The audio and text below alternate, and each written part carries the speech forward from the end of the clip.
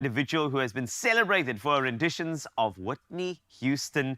And the thing is, I can only imagine you have so many Whitney Houston songs coming to your mind as well. I mean, I'm sure you would like to dance with somebody, me too. And if that's the case, then please, I want you to weigh in and make sure that you get those Whitney Houston songs out there. It's going to be fantastic, though. Personally, I've got so many. I'll Always Love You has got to be way up there. Even though it is a Dolly Parton cover by Whitney Houston, I still feel like that song, I Will Always Love You. It gets me, I'm fine. It gets me emotional, but I'm going to be okay. But please, just weigh in if you want to share your favorite Whitney Houston song. Trust me, Belinda Davids can do it. She's that amazing. Now, talking about amazing, we have two fantastic individuals who will be joining me on the show today. As always, we've got Zanele, who's going to be up in Joburg a little bit later. Plus, we do have Carissa, who is doing her thing with regard to getting ready for your Feel Good Breakfast show. Goeiemorgen. Goeiemorgen, Carl. Hello, Zanele, as well. And a big hello to you on this Thursday morning. I hope that you're doing well. And listen, Mzansi, for the second time this week, I'm putting my fate in your hands when it comes to dressing your real-life Barbie. I've got two options for you today, and we're focusing on the re-denim skinny jeans. Now, skinny jeans are definitely versatile. They're a staple in our wardrobe, and they are super flattering. So let's move on to option one that you could choose from, all right? We've got the dark wash denims over here. Absolutely love these. Pairing with a white belt and two summer favorites. Now, we have the pinstripe linen shirt and also some espadrilles. You know, the changing seasons are upon us, so are we going to go with this light and really beautiful option with a pearl detail on the earrings? Or moving on to option number two, where we have the coated black jeans. And these ones are also skinny. They're very flattering, let me tell you. I think you can see that I'm leaning more towards this way. We also have the denim shirt, the gorgeous silver hoop rather. That's a staple, pairing up with the sparkly shoes. And that one, of course, has a bit of a kitten heel to elevate our look on this Thursday morning. The weekend is around the corner, so are we going option one, option two to usher it in? Well, it's up to you. Let us know across our socials. Remember to use that hashtag styled by Woolies, and we'll find out as the show goes on which outfit you're going with.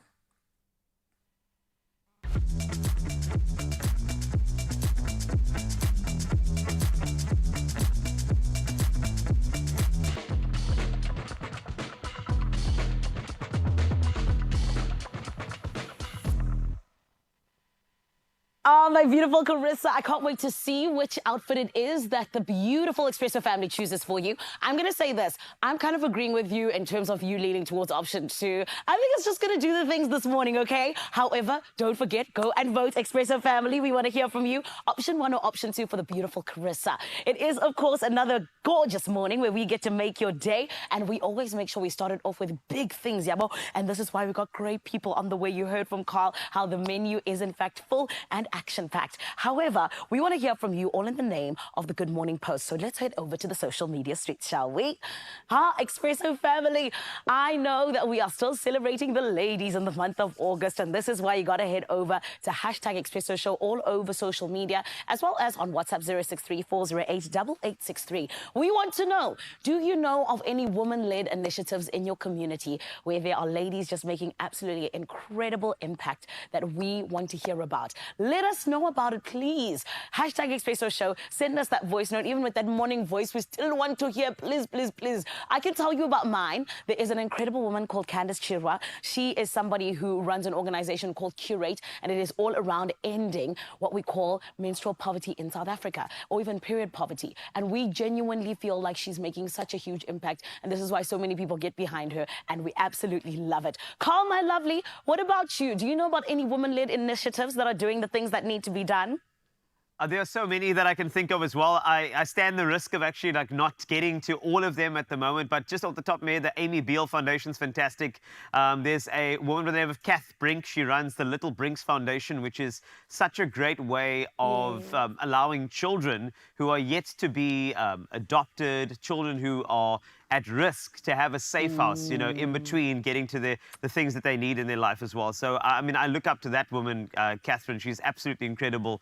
And you know what? She keeps on doing it. Her resources are limited, but she does not stop. And I think it just shows you the resilience of woman and what she does. It is absolutely incredible. So I can mention so many more, but ladies in the community, I think that you put a lady in charge of anything and it will be a success.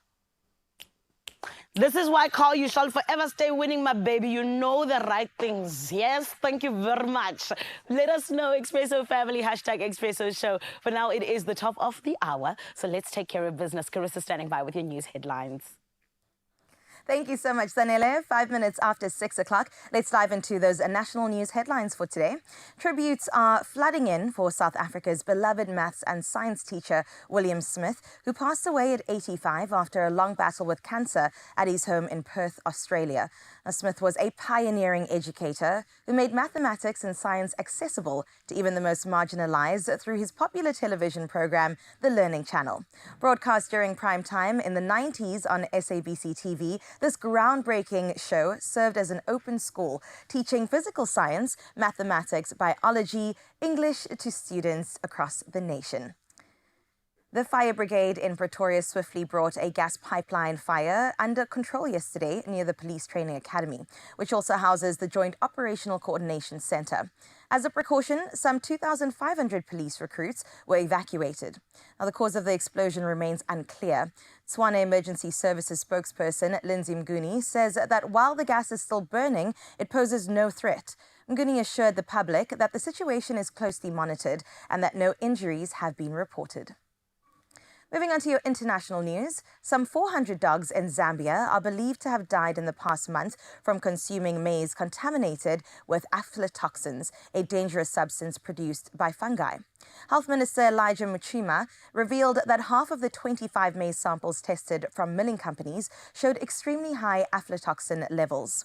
Maize is a staple food in Zambia, and Muchima expressed concern over the serious health risks for humans as well, as aflatoxins are linked to liver cancer.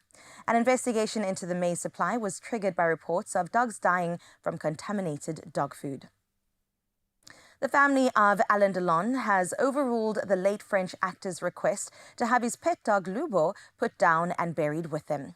Delon, who died at 88 on Sunday, had wanted his 10-year-old Belgian Malinois euthanized and laid in his grave. Following protests from animal rights activists, Delon's daughter, Anushka, confirmed Lubo will remain with the family. French animal charities condemned the decision, emphasizing that the dog's life should not depend on Delon's wishes. At least 35 of his dogs are buried in a chapel at his home in Le Brugler. We end off with this story where Portugal's Cristiano Ronaldo continues to shine both on and off the pitch. Now, the 39-year-old soccer legend, known for his sharp skills and multiple Ballon d'Or wins, has just launched his very own YouTube channel, and fans couldn't wait to join him on this new adventure. Within hours of the first video, nearly 4 million subscribers flocked to his channel. Ronaldo's excitement was clear as he shared the news across his social media platforms, inviting everyone to subscribe, with an incredible following of almost 130 million on X, 170 million on Facebook, and 636 million on Instagram. It is no surprise that Ronaldo's channel is already such a big hit. Closing off with that sports story makes the perfect segue into your sports, and here is Carl.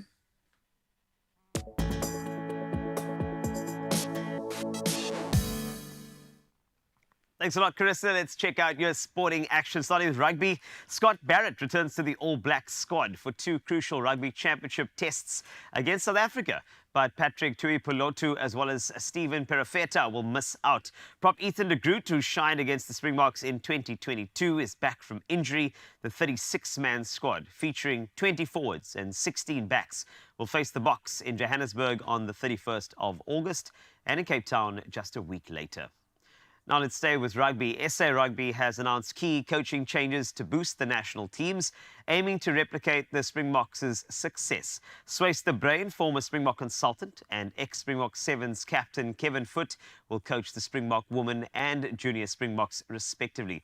Bafana Nhleko moves from the SA under-20s to the senior women's team with the new coaching structure in place until the 2025 Women's Rugby World Cup. Now let's go to cricket action. The Pakistan Cricket Board, the PCB, dismissed reports of delays in stadium renovations for the 2025 Champions Trophy, confirming the Gaddafi, National and Rawalpindi Stadium will be ready. While ongoing work might impact bilateral tests and domestic matches, the tournament set for February 19 to March 9 remains on schedule. And on to MotoGP, the 2025 and 2026 MotoGP seasons will kick off in Thailand for the first time in over 25 years. The Buriram circuit will host the opener on the 2nd of March, shifting from its previous October slot. The Thai Grand Prix, which first appeared in 2018, will replace Qatar, which has traditionally hosted the season opener.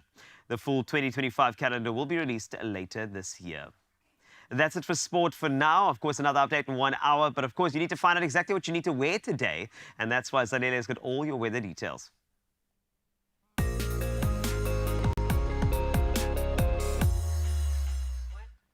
It is true, my love. We do want to help you be ready for the day. And this is why I got to let you know that the South African Weather Service has issued a yellow level 4 warning for damaging wind and waves between Plettenberg Bay and East London, and a yellow level 2 warning for coastal winds between Cape Point and Plettenberg Bay. The same warning is in place between East London and Kosi Bay. Furthermore, extremely high fire danger conditions are expected in places over the northern parts of Limpopo, and very cold conditions are to hit in places over the interior of the Eastern Cape. So please remember to be safe, and also more than anything else, we want you to please share that beautiful morning view. What does it look like when you look outside the window, huh? Is it over the coast? Is it over the mountains? Is it just over, I don't know, a skyline? Send it through to us, 063-408-8863. Let's now take a look at your temperature so you are 100% sure at exactly what is happening. First and foremost, we want you to also know that this is coming up.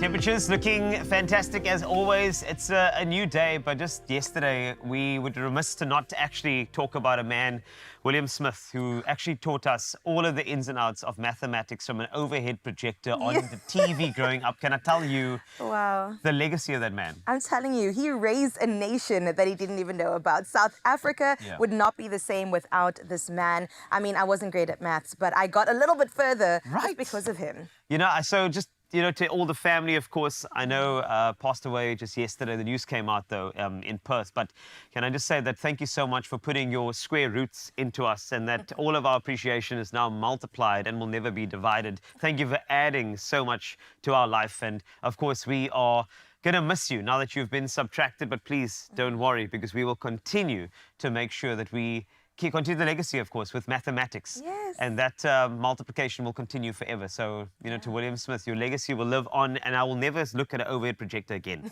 okay? Not the same way without you. Ever again. Well, listen, there's so much to still come on your Feel Good Breakfast show. As we get our coffee, I hope that you will get yours as well, because coming up, we've got Ayanda who's going to talk to us a little bit more about the journey of being with an autistic kid. If you have one in your family, or if you're a parent to one as well, you want to stick around to just find out what tips and tricks she's got for you. And of course, you know what? Acne is a thing, eh? So we need to actually discuss that and give you some tips, tricks, hacks, as always, on your Feel Good Breakfast show. So we've got all that you need right here. Grab a cup of coffee like we did right now, and we'll be right back in the next few.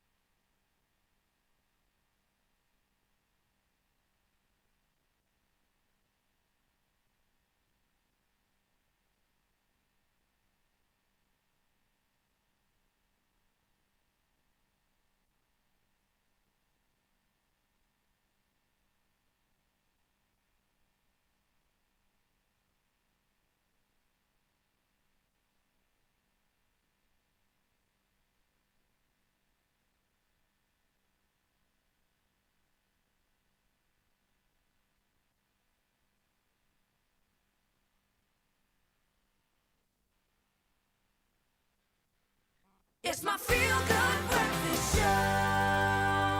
Oh, yes. You're still tuned into your Feel Good Breakfast show right here on S3. And I am celebrating because, my love, we absolutely did getting to spend time with you, all in the name of obviously having really important conversations. And this morning, as we continue with August, the month of women, we have our Women Who Inspire series that is going, and a queen that is in the building to allow us to keep celebrating the women who are doing the work that matters is none other than Ayanda Larkin Harrison. She is the woman who started the NPO Vuyole to Haven and has now gone on to have so many incredible initiatives that are truly making a difference in her community. However, this Saturday, there is one that, my friend, I think is so important, because when we talk about children with autism, it is always so really, really great to find out how it is we can support them, and also, more than anything, find out about the challenges that they have as children that have autism, but also how families can really be at the center of making sure that they have everything that they need. So everybody, as we find out about this, please, let's welcome Ayanda Larkin Harrison. How are you, Ayanda? I'm very well, thank you. And how are you? I'm amazing. I've got a ray of sunshine on the couch with me today, so I am amazing. My love, please do tell us a little bit about Vuyole to Haven. So Vuyole to Haven is a NPO that we started in 2023, and it's in its infancy, and it's all about supporting families and children with autism, and also supporting educators on how to support children within a school. That's beautiful. And I think it's something that's so important. Absolutely. I know a lot of families that, have children that have autism, and they kind of, navigating their way through it. But sometimes it can be really difficult. It's a minefield. Yes. There's a lot of things that people are still learning. And as you go along your autism journey, your child changes every single day. And the challenges are changing every single day. And there's things like puberty that you don't know. Puberty in a neurotypical child, how it presents in an autistic child, and the behaviors that come alongside, and the challenges that were faced by people and people's ignorance. So part of this whole NPO is to sort of dispel that ignorance and get people to understand exactly what autism is and the effects that it has on us and those young children. Beautiful. We don't like ignorance here. No. So thank you for that, Ayanda. But then please speak to us about what exactly autism is for someone who doesn't know. Autism is, just to really put it in simple terms, it's a misfiring or miswiring of the brain. And the main issues around autism, around communication and interaction and social interaction. So that means that the children struggle to communicate how and what they need and what their feelings are. Sure. They also struggle with social interaction. So what you find really easy, making friends, going out, they really struggle with those small things. But most importantly, once you've met one autistic child, that's all you've done. You've met one autistic person. Each and every single one presents differently. So there is no handbook on autism. It is there's absolutely no handbook. There is no 1, 2, 3, 4, 5, 6. Do this and your child will be okay. They all present differently, and the difficulties are all different. So it's incredible for me then that you guys have found a way to be able to allow everyone to navigate their different circumstances and the different ways in which it presents. So what exactly are you going to be doing this Saturday? Because it really is an incredible thing that you guys are having this initiative, or rather even event. But what are we going to be doing exactly? So we have two panels on Saturday. We have what we call a young experts a neurodiverse young experts panel. So this panel consists of 2 young people who are autistic. So they'll be sharing their challenges, their difficulties, and they'll be talking to us in their way. They'll be sharing with us how and what autism is like for them. They are the head of Vuyole to Haven, because they're steering us on how we're going forward. I don't have autism last time I checked, so I can't speak on their behalf. So this is them speaking for all autistic people. So they'll be talking. We also have a doctor that will be talking. So that doctor will be talking about what you need to do, what services are out there, where you can get help. They'll also be talking to us about early intervention. So early intervention is really important. So the sooner you can start putting things in place for your child, the better. And the better for that child, and the better for you and your family, because then you guys have got a safe space and you know what you need to do, when you need to do it, and how you need to do it with those early steps that you put in place. We're also having a bunch of professionals that are coming in. So we've got a speech and language therapist and an occupational therapist that will be coming in and just talking about what small strategies that we can use. And these are just really generic strategies. They won't be specific to a child, but there will be strategies that you can take and tweak and use and change it to suit you and your child. And then we have another panel where it's just parents, Yes. mums that will be just talking about their challenges and just giving each other sort of a shoulder to lean on.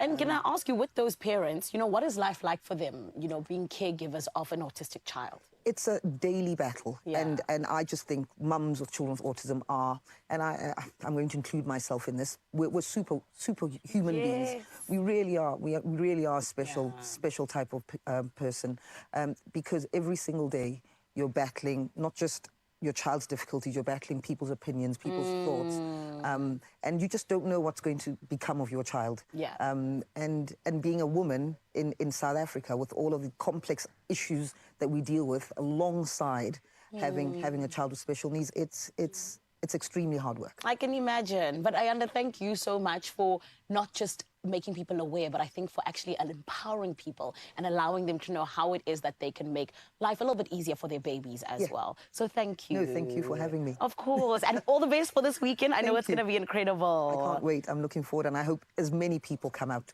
as possible. Beautiful. And where can we find that information? It is on our website. It's on www.vuyolethuhaven.co.za.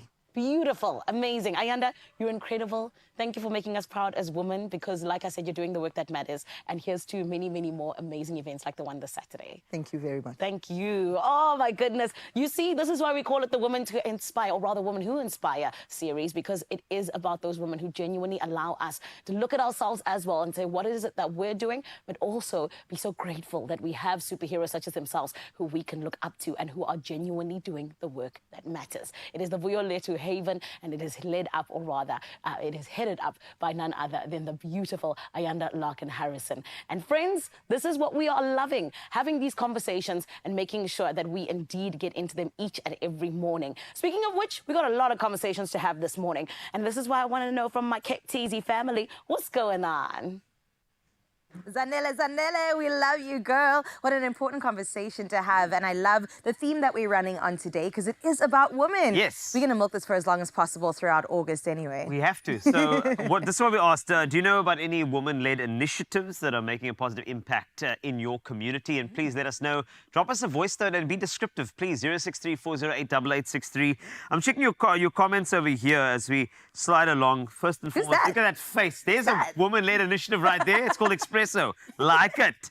But here's some of the comments that have come through. I think most of them of the comments are just people greeting, which I love, and I appreciate you greeting. For instance, if you take a look, someone sent us flowers. Salma sent us flowers saying that approval of what you said, which is the content for the day. Yes. And then morning, Fata Khan, Tandeka, Corin, Janine, Nama, Michelle. Whoa, this is like a shout out. It's like a request line. Are we on radio? Neka, Teresa, and Rafilwe, as well as Kayleen, Tabang, Lapane as well, Ayanda, Mankhina, and Kiki, and Selanes, Deirdre. Wow, okay, you know what?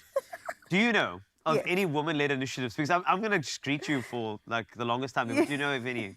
First of all, good morning to you if you are tuned into the Feel Good Breakfast Show. It's good to have you. And yes, the initiatives that I know about is one called SWAT that Lucia and I were involved in not too long ago. It is Superwomen Achieving Together. I love and it. it really is all about bringing incredible women together and, raising some funds to great charities. Last year, they raised 150,000 Rand for the Sarki Batman Center. Nice. And this year, they basically picked a couple of women across the rest of the Western Cape to gift a prize of money to. Yes. And one of those women in particular is going on a hockey tour. She's in high school and she was really struggling to be able to get the funding to take that next step further. And they said, we got you, girl. And that's what it's about. It's about us empowering one another. It's about us standing together and making sure that we move forward as a unit. I love it. Please keep it coming. 063-408-8863. Woman-led initiatives. That'll be fantastic. Now, line up on your Feel Good Breakfast Show. Zanele, I believe that skincare is going to be a vibe, right? It is indeed, my lovely. I know that for me, when we talk about skincare, I'm always somebody who believes in what we call rose water. You just spritz it on your face. It honestly just allows your face just to be the greatest that it possibly can be. But this is true. This is why we're going to be hearing from the experts why it is and how it is that we can indeed have a little bit less acne in our lives and possibly even just get past it. Then also coming up, we are actually going to be hearing about the Expresso viewer who will win 4,000 Rand. It is so nice, and this is why we love to do it right here on your Feel Good Breakfast Show. Don't go anywhere. Only you can make my day.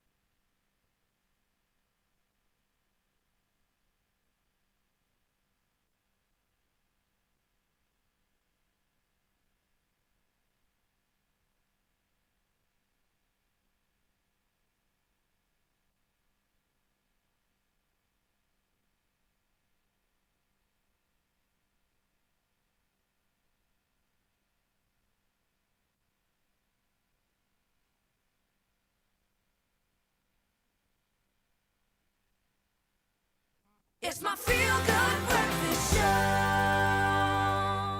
Welcome back to your Feel Good Breakfast Show. We're going to get into the most exciting conversation. I love getting tips from the experts, and we're talking about skin in particular. Now, the complexities involved in acne management is one that differs from person to person, as you can imagine. But what can help is understanding the various facets of acne-prone skin. Now, we welcome the owner of the Cape Town Hair and Beauty Academy, Kim Lind, as we discuss spot control when it comes to our skin. Kim, welcome. Thank Hi you so there, much for thank being you. here. I want to talk about from the basic level, right? We hear combination skin, we hear oily skin. How exactly do we identify a skin type, and what is that? So we would start with a skin analysis. This would be an initial visual check. So having a look in the mirror, looking at your skin, checking the pore size, feeling for dehydrated areas. You can test for hydration by pinching between the fingers. Any fine lines that show dehydrated skin, no fine lines, no dehydration. Obviously checking your elasticity as well. Oily skin, we're looking for enlarged pores around the nose area, down the T-zone. Yeah, just obviously those sorts of things. And then your first cleanse. Your first cleanse is obviously a very good indication of what your skin's, you know, requiring from a cleanser, what's happening on the skin. So very important to check the reaction after the initial cleanse. And then hopefully we take action from there. But let's talk about breakouts. I'm always curious where the line is between acne and a breakout, because, you know, you get hormonal changes or you get something that can be medicated. So how do you sort of know the difference between those? So again, we have a look at obviously at your skin, and we see, you know, is it just around the mouth area, because that tends to show more hormonal breakouts? Is it all over the face? Again, if the skin is shiny and all sallow or dull and hard looking, all indications of a very oily skin. Again, like I said, there are large pores, sensitivity around certain areas on the face.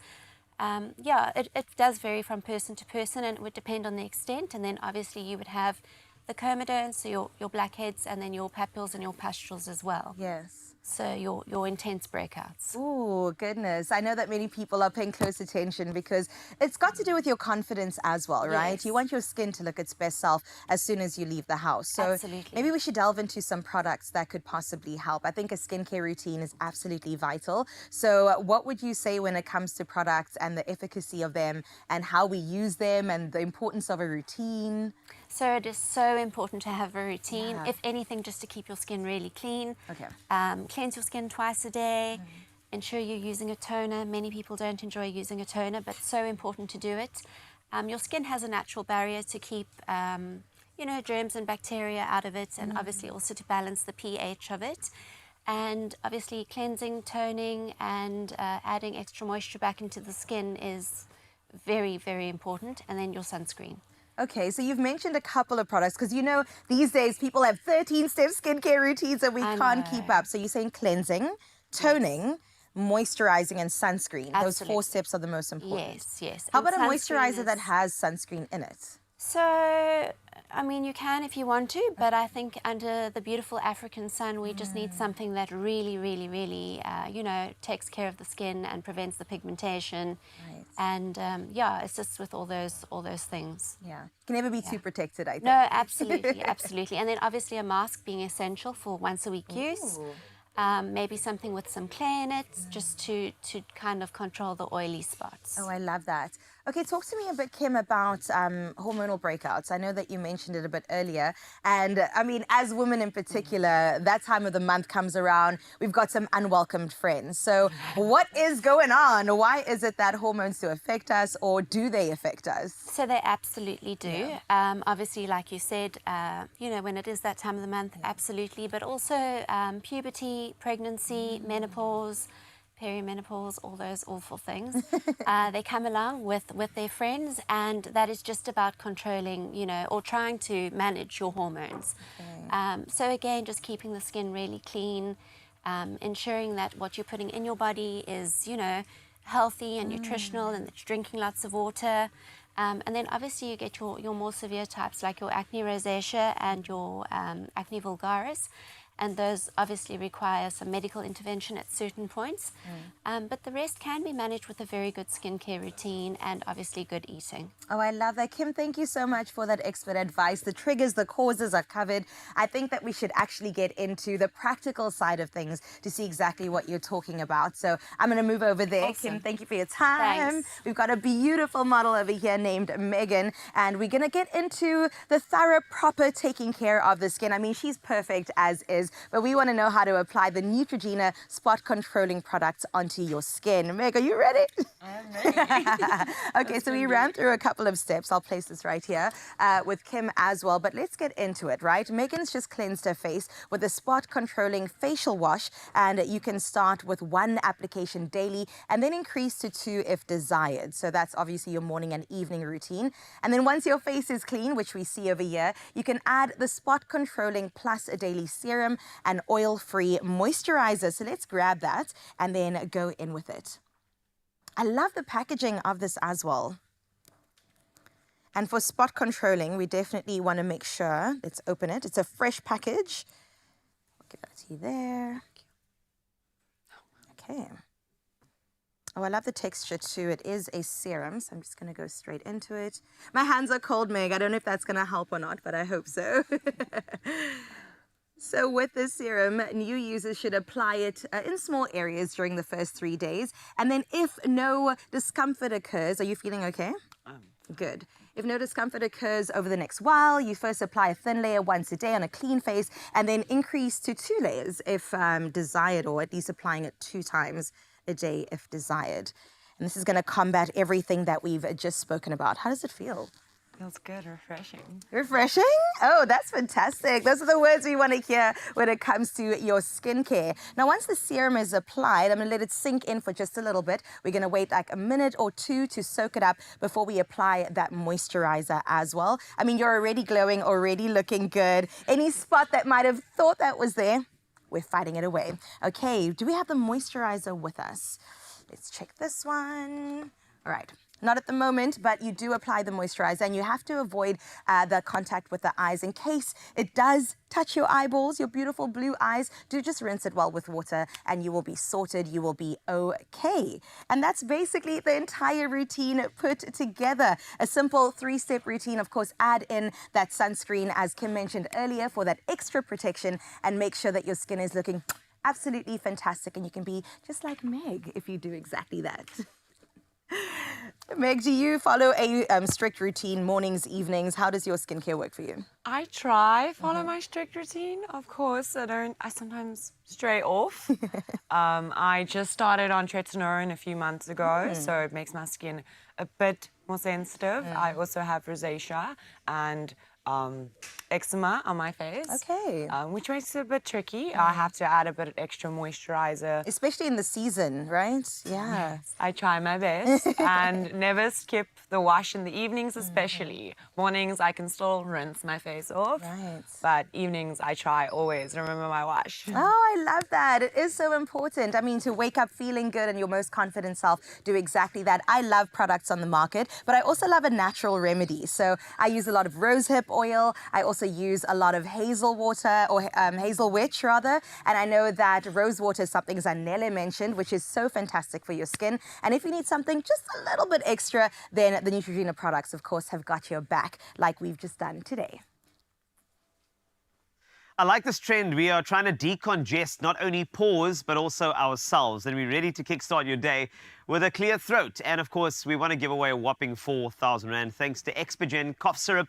We gave you the chance to win big and conquer cold and flu season at the same time. So all you have to do is just share a most unforgettable cough moment, whether it stopped you in your tracks or led to an epic embarrassment. I've even done it live on the show while I did news the other day. It happens to the best of us. So today, we are announcing our very first lucky winner. Congratulations to you, Lindelani Mdleche. Congratulations.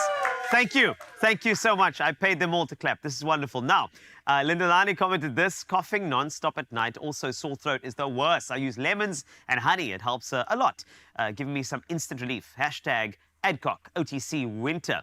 So congratulations. Thank you so much, Linda Lani, for sharing. 4,000 Rand is on its way to you to, I'm going to say, decongest not only you, but also a bit of debt. Why not? This is wonderful. So remember, keep those coughs under control with Expigen. And who knows, your next win could be just around the corner right here on your Feel Good Breakfast Show. Until then, do stay healthy, stay happy, and keep the laughs coming because everybody needs a bit of that la Zanele. Now, the thing is, whenever I go to Johannesburg, I seem to always have a bit of congestion on that side. Maybe it's the dry air, but when I see people like you in the mix, it's always the best type of thing. I feel like a bit more free. It just happens, Zanele. You have that thing. Aww. And oh, stop it, Carl. You see, this is why you're my favorite, and this is why I love you so much. But, friend, I know exactly what you're talking about. And this is why, you know, there's certain parts of the year where it gets even worse. Yeah. And then you're there found coughing. And then now when you're coughing, do you know the point that I sometimes get to, Carl? You know when you cough to the point where your stomach muscles are tired of just like what's happening with the coughing the whole time?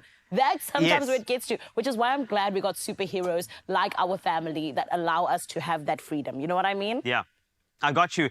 But, you know, sometimes, you know, the great thing is that when you cough enough, though, the six-pack starts working as well, which is just another way that you can develop the body in winter. But it's not really a good thing. That's why we trust things like Expigen to make sure that we're all cleared up and ready to go. Also, we trust your Feel Good Breakfast Show to keep the entertainment coming. So, Zanele, on the way, what are some of the things coming up? Yeah. Oh, my Carl, I got you, honey. Expresso family, this is why you need to stay tuned, okay? Coming on up, we got Jessica, who's going to be telling us how we can tackle youth unemployment in the tech world, which is obviously something that needs to be done. I told you about the ladies that are doing it big. And then we also, in fact, are going to be hearing from a lovely, amazing young chef, Lehagwe, who's going to be telling us how we can make, are you listening to this, caramel poked brownies. Friends, it sounds delicious. I need it in my mouth now. And this is why we got to get to it. We're going to take a short break, but we'll be back after this. Only you can make my day.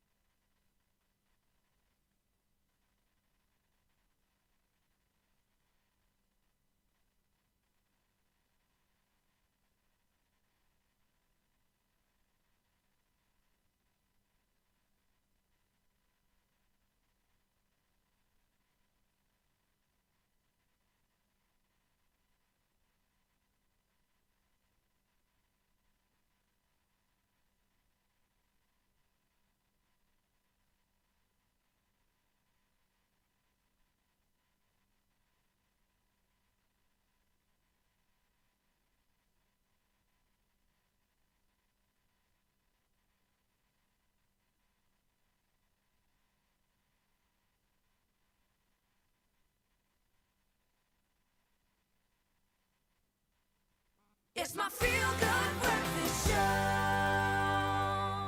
We missed you, hey? And now you came back to us. Thank you so much. It's your Feel Good Breakfast Show, Expresso, right here on S3. Now, next, we're excited to welcome Jessica Hawkey, a trailblazer in the tech industry and the founder of Red Academy. I mean, we're talking about honors here, hey? Honored as a top tech innovator at the 2024 Wired for Women Awards. Jessica has made significant strides in closing South Africa's tech skills gaps while tackling youth unemployment. I mean, I'm going to continue because you know what the nice thing about an intro is? Tell me more. Especially when the person's sitting and watching you do the intro. That's Gotta the build best them up. feeling. Yes, with her deep passion for creating local opportunities, she brings invaluable insights into leadership and the challenges of offshoring, and as well as a path to building a successful career in technology.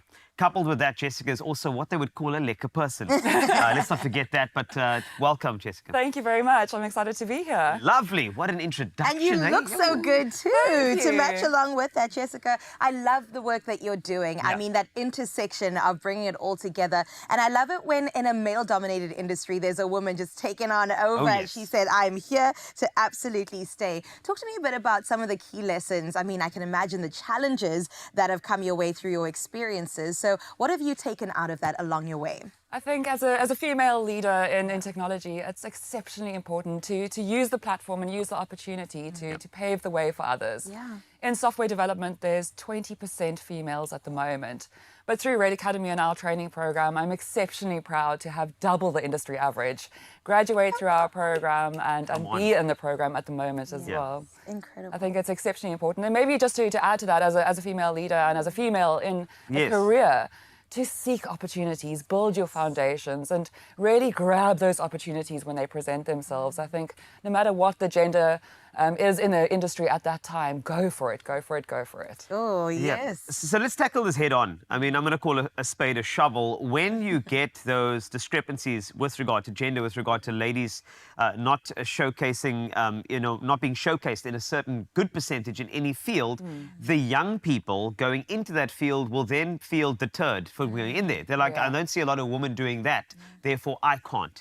Which I think exacerbates the youth unemployment situation we have in this country, because now people think they have to go into different paths that are for them. No one's trying to be a trailblazer. So tell me about how Red Academy is inspiring trailblazers and tackling youth unemployment as well. Absolutely. I think from our side, you cannot be what you cannot see. I love that. That's And- it. Ooh, I love that. Yeah. And we take our females through our program to schools to really inspire others, to showcase what's possible. And it's been a tremendous success so far. I mean, South Africa does have the highest unemployment rate globally. Yeah. But we have a dire skill shortage in software development. So this presents a tremendous opportunity, an opportunity to get more youth into the program, to really educate people inside the live environment for careers in technology. And so far to date, we've created employment for 100% of our graduates who have come through the program. Goodness. Can we please give that Yes, a can round we of give it a round of applause? applause?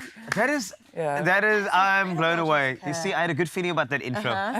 She's a lekker person, and here she is doing lekker things across the South Africa. I want to talk about the inception of this. I know you mentioned that you saw a gap and you went for that, but could you elaborate a bit more on it, and also just what motivated you to step up to the plate in that particular space? Absolutely. I think, as I mentioned, with the youth unemployment rate, something needed to be done. And when you look to the sector that is offshoring 66,000 roles at the moment, we're having to import these skills. There's 8.5 billion being lost to the economy through software development. It presented a tremendous opportunity to start a business and to start a new way of doing things, and to pioneer a new way for South African youth to enter skilled careers. So we do all of our training inside the live environment, and I think that that's something that's exceptionally important for youth, is to get experience inside the workplace, to really understand what is the role I'm training for, where is it I'm going, and to see your career path ahead of you before even starting in the program. You know what I'm loving about the tech space as well is that there's this certain. I enjoy the fact that it doesn't matter who made the program or made the software, we get to use it and it gets to make our lives better. And that little element of anonymity, I suppose, makes it just a touch easier for anybody to take control in the industry and say, I can be that. And I'm hoping that with your programs, people are going to see that more and more. But of course, you've had a journey too. You've had to, kick down the gates. You've had to break the glass ceilings. You've had to do a lot. So what would be a piece of advice that you give to any woman who is about to go into an industry where she believes she doesn't belong? What do you want to say to her? I think it's if you have a passion for it, back yourself, believe in it, really research it, spend that time, seek out mentors. And I think we live in an age where we're fortunate enough to be able to look online for mentors or watch videos, read books, speak to others. there's tremendous opportunities out there, regardless of the gender sort of equality or equity in that industry at that point in time. Back yourself, believe in yourself, and I think that if you have a passion for it, you can absolutely do it. I mean, you're a living example of it. Jessica Oki, ladies and gentlemen, a tech leader and pioneer. Thank you for being here. Thank you. It might be a different industry that I'm in, but I'm absolutely inspired by your story. So, yes, more of this. Speaking about inspiring women, Zanele, you just happen to be one of those. What's goody?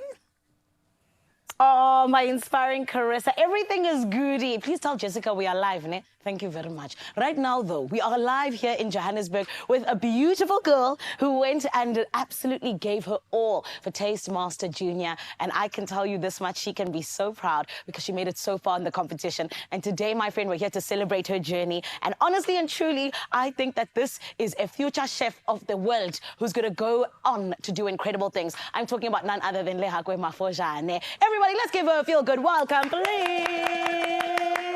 Lehakwe, how are you, my baby? I'm good, thanks. And how are you? I'm amazing, thank you. My angel, you did so amazingly well at Taste Master Junior. Congratulations. Thank you. And how do you feel? How do you feel? I'm nervous, I must say. Oh, my goodness. But I'm happy that I went through. Yes. And I showed off my talent on national TV. Yes, and you can be so proud, my love. And this is why I'm so excited for you to be telling us how to make some of your delicious caramel poked brownies. Yes. Tell me what we're going to be doing here and we can get started as well. We're going to start off with our dry ingredients, which is cocoa powder and flour. Yes.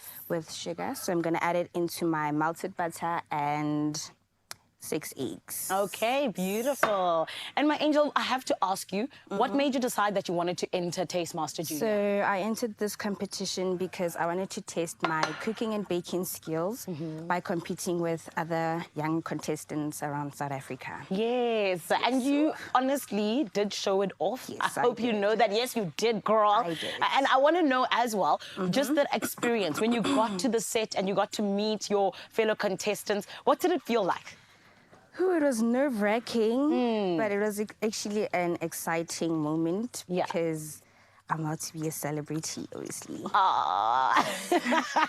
And tell me, baby, where did your love for cooking come from? My love for cooking comes from my paternal grandparents and my parents as well. Oh, wow. I love that. And can I tell you, for me, I started cooking when I was 11 years old, right? I But started used to burn 8 years. When Sorry, I was 8 babe? years. I started when I was in grade 2. Are you serious? Yes. Oh my goodness, when you were a little 8-year-old, a little nana, oh my goodness. Guys in Cape Town, I want to ask you very quickly because I feel like when I started cooking, I was 11 years old, ne?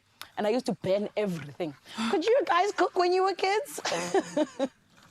Well, Zanele, I could always try and find a way to get myself into the kitchen. I would always watch my mom cook and I would ask a lot of questions. So I was kind of stealing with the eye all the way through until I got my chance.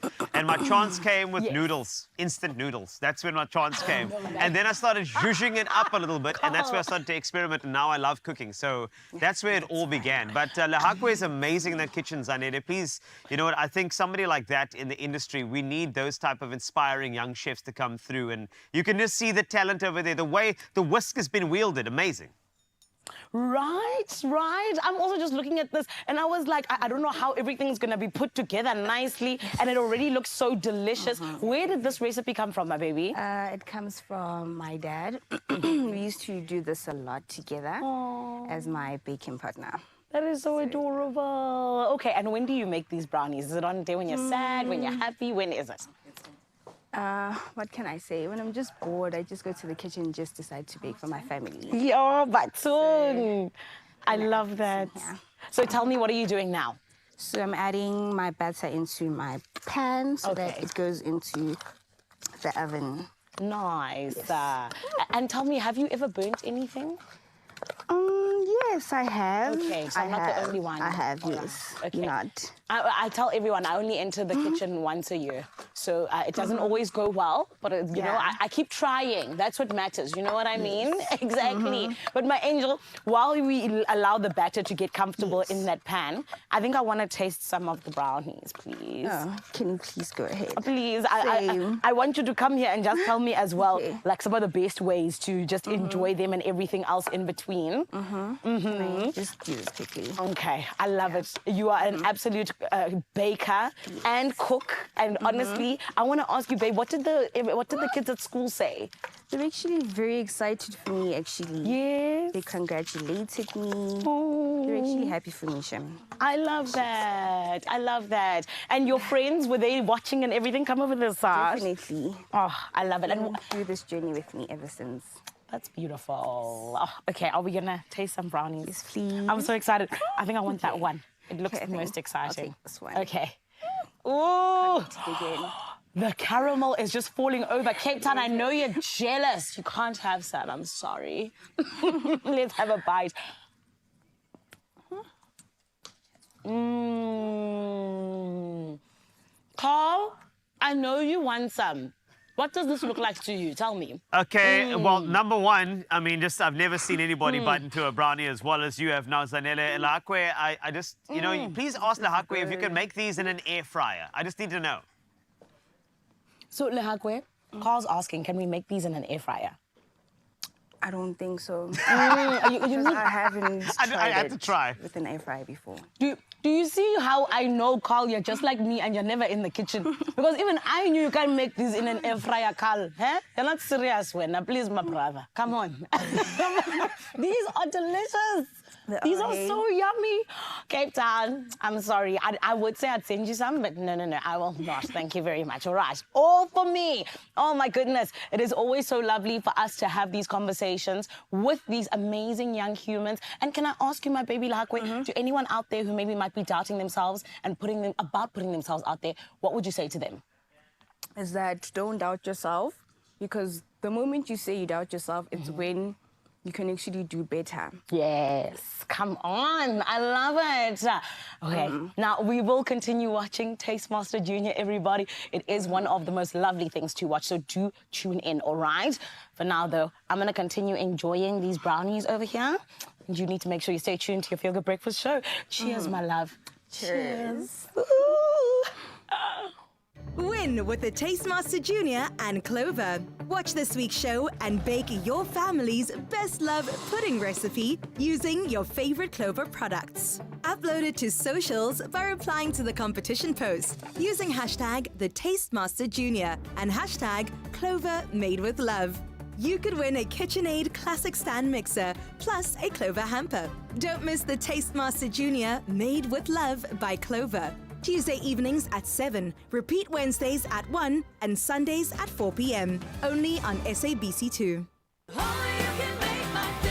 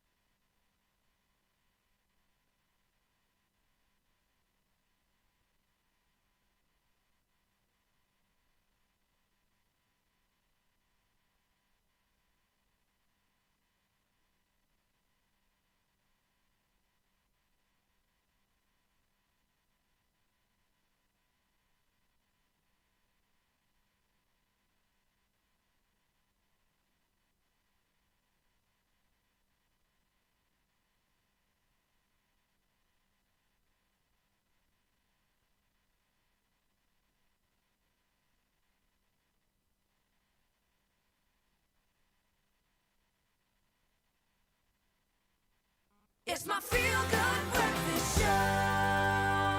Ooh, now that I've got some brownies in me, I feel even happier, okay? It is always so good to be with you, Expresso family. Thank you for trusting us with your morning. I always say you could have been anywhere else, but you said, no, I know where the good vibes are, and they are right here on Expresso, all right? We asked you to please come and help out the beautiful Carissa this morning, all in the name of finding out how exactly she needs to be styled by Woolies in terms of look 1 or look 2. We asked you to head over to social media, and we said, is it option 1, which is the dark blue high-rise skinny jeans with a pinstriped linen blend shirt, styled with classic aspiralities for the summer sophisticated girls? Or is it option 2, the black high-rise coated skinny jeans with a fitted denim shirt and sparkling kitten heels for the ultimate day-to-night moment? So let's take a look at what you had to say. Of course, Kuraisha Peterson came through and she said, good morning, team. Carissa would look best in both, but I think option 2. Nancy Govender said definitely number 2, a day-to-night fit with black-coated skinny jeans and a pair of kitten heels. I love it. I love it a lot. Then Teresa Micah said, good morning, my beautiful, beloved Expresso fam. Fully agree with Carissa and Zanele that option 2 will look stunning on our fashion girly Carissa. Then Duncan Windhovel said, number 2, yes, ma'am. And just like that, the votes are in. And number 2 comes out on top. Carissa, my babe. Option 2, it shall be. What are we thinking? What are we going? What's going on? Listen, Zanele, we were right, girl. We had it coming. We knew that option 2 was the way to go. And honestly, it's the sparkles for me. I feel like Stella who got her groove back. And I'm feeling good. What do you think? What do you think?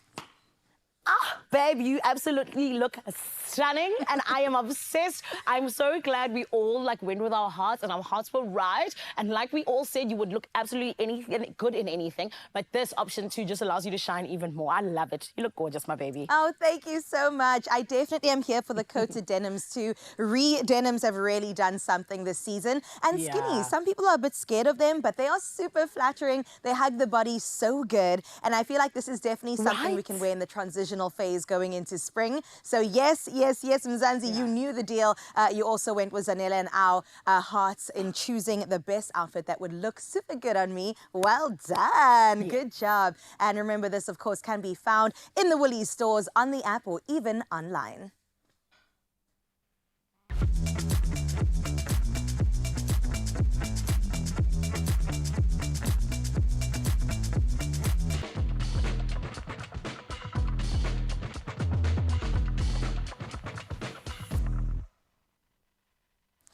And in my good outfit, let's get into your 7 o'clock news. We start up with national news, and it's good news for South Africans because inflation has reached its lowest level in 3 years, making an interest rate cut more probable. Statistics South Africa's latest figures show consumer price inflation at 4.6% in July, down from 5.1% in June, approaching the Reserve Bank's target range of 3 to 6%. Now, the drop is mainly due to lower prices for food, non-alcoholic beverages, utilities, housing and transport. Recent reductions in fuel prices have also contributed to this positive trend. Now, tributes are flooding in for South Africa's beloved maths and science teacher William Smith, who passed away at 85 after a long battle with cancer at his home in Perth in Australia. Smith was a pioneering educator who made mathematics and science accessible to even the most marginalized through his popular television program called The Learning Channel. Broadcast during prime time in the 90s on SABC TV, this groundbreaking show served as an open school teaching physical science, mathematics, biology, and English to students across the nation. Now, moving on to some international news, Palestinian health officials report that Israeli airstrikes in Gaza have killed at least 50 Palestinians in the past 24 hours. This escalation follows U.S. Secretary of State Antony Blinken's visit to the region, which ended without a truce. The Israeli military targeted about 30 sites in Gaza, including tunnels, launch sites, and an observation post. Later, airstrikes hit a school and a nearby house in Gaza City, causing at least 4 deaths and 15 injuries, including several children. The military claimed that the strikes targeted Hamas militants at a command center. Some 400 dogs in Zambia are believed to have died in the past month from consuming maize contaminated with aflatoxins, a dangerous substance produced by fungi. Health Minister Elijah Muchima revealed that half of the 25 maize samples tested from milling companies showed extremely high aflatoxin levels. Now, maize is a staple food in Zambia, and Muchima expressed concern over the serious health risks for humans as well, as aflatoxins are linked to liver cancer. An investigation into the maize supply was triggered by reports of dogs dying from contaminated dog food. And we close off your 7 o'clock news here, where Betty Brassel, who just turned 100, is a shining example that it's never too late to start something new. At 66, Betty took up swimming, and 34 years later, she won hundreds of medals and set 3 world records in her age group. Growing up in the Netherlands as one of 12 children, Betty didn't have time for hobbies until she retired in 1982. Now, after moving to Canada in 1959, she raised 3 children and worked as a house cleaner and seamstress. Retirement brought her to the pool, and by 1991, she was competing. Today, Betty says, the pool is my happy place. So there you have it. You're never too old, and it is never too late. Some inspiration on this Thursday morning for you. We hope the same carries in sports. Here is Carl with the latest.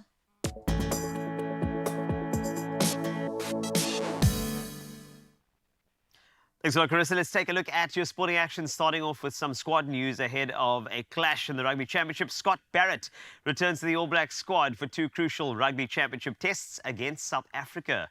But Patrick Tuipulotu as well as Stephen Perifeta will miss out. Prop Ethan de Groot, who shined against the Springboks back in 2022, is back from injury. The 36-man squad featuring 20 forwards and 16 backs will face the Boks in Johannesburg. That'll be on the 31st of August, and then in Cape Town just a week later. Now, let's stay with rugby. SA Rugby has announced key coaching changes to boost the national teams, aiming to replicate the Springboks' success. Now, Swys de Bruin, former Springbok consultant and ex-Springbok Sevens captain Kevin Foote will coach the Springbok women and junior Springboks respectively. Bafana Nhleko moves from the SA under-20s to the senior women's team with the new coaching structure in place until the 2025 Women's Rugby World Cup. Now on to cricket. The Pakistan Cricket Board, the PCB, dismissed reports of delays in stadium renovations for the 2025 Champions Trophy, confirming the Gaddafi, National and Rawalpindi stadiums will be ready. While ongoing work might impact bilateral tests and domestic matches, the tournament set for the February 19th date to March 9 remains on schedule. And wrapping with MotoGP, the 2025 and 2026 MotoGP seasons will kick off in Thailand for the first time in over 25 years. The Buriram circuit will host the opener on the 2nd of March, shifting from its previous October slot. The Thai Grand Prix, which first appeared in 2018, will replace Qatar, which has traditionally hosted the season opener. The full 2025 calendar will be released a little later this year. That's it for your sporting update. Another update in 1 hour. But of course, let's get you to work. And here are your traffic details with Sanele. Weather, sting, then you go straight to the weather.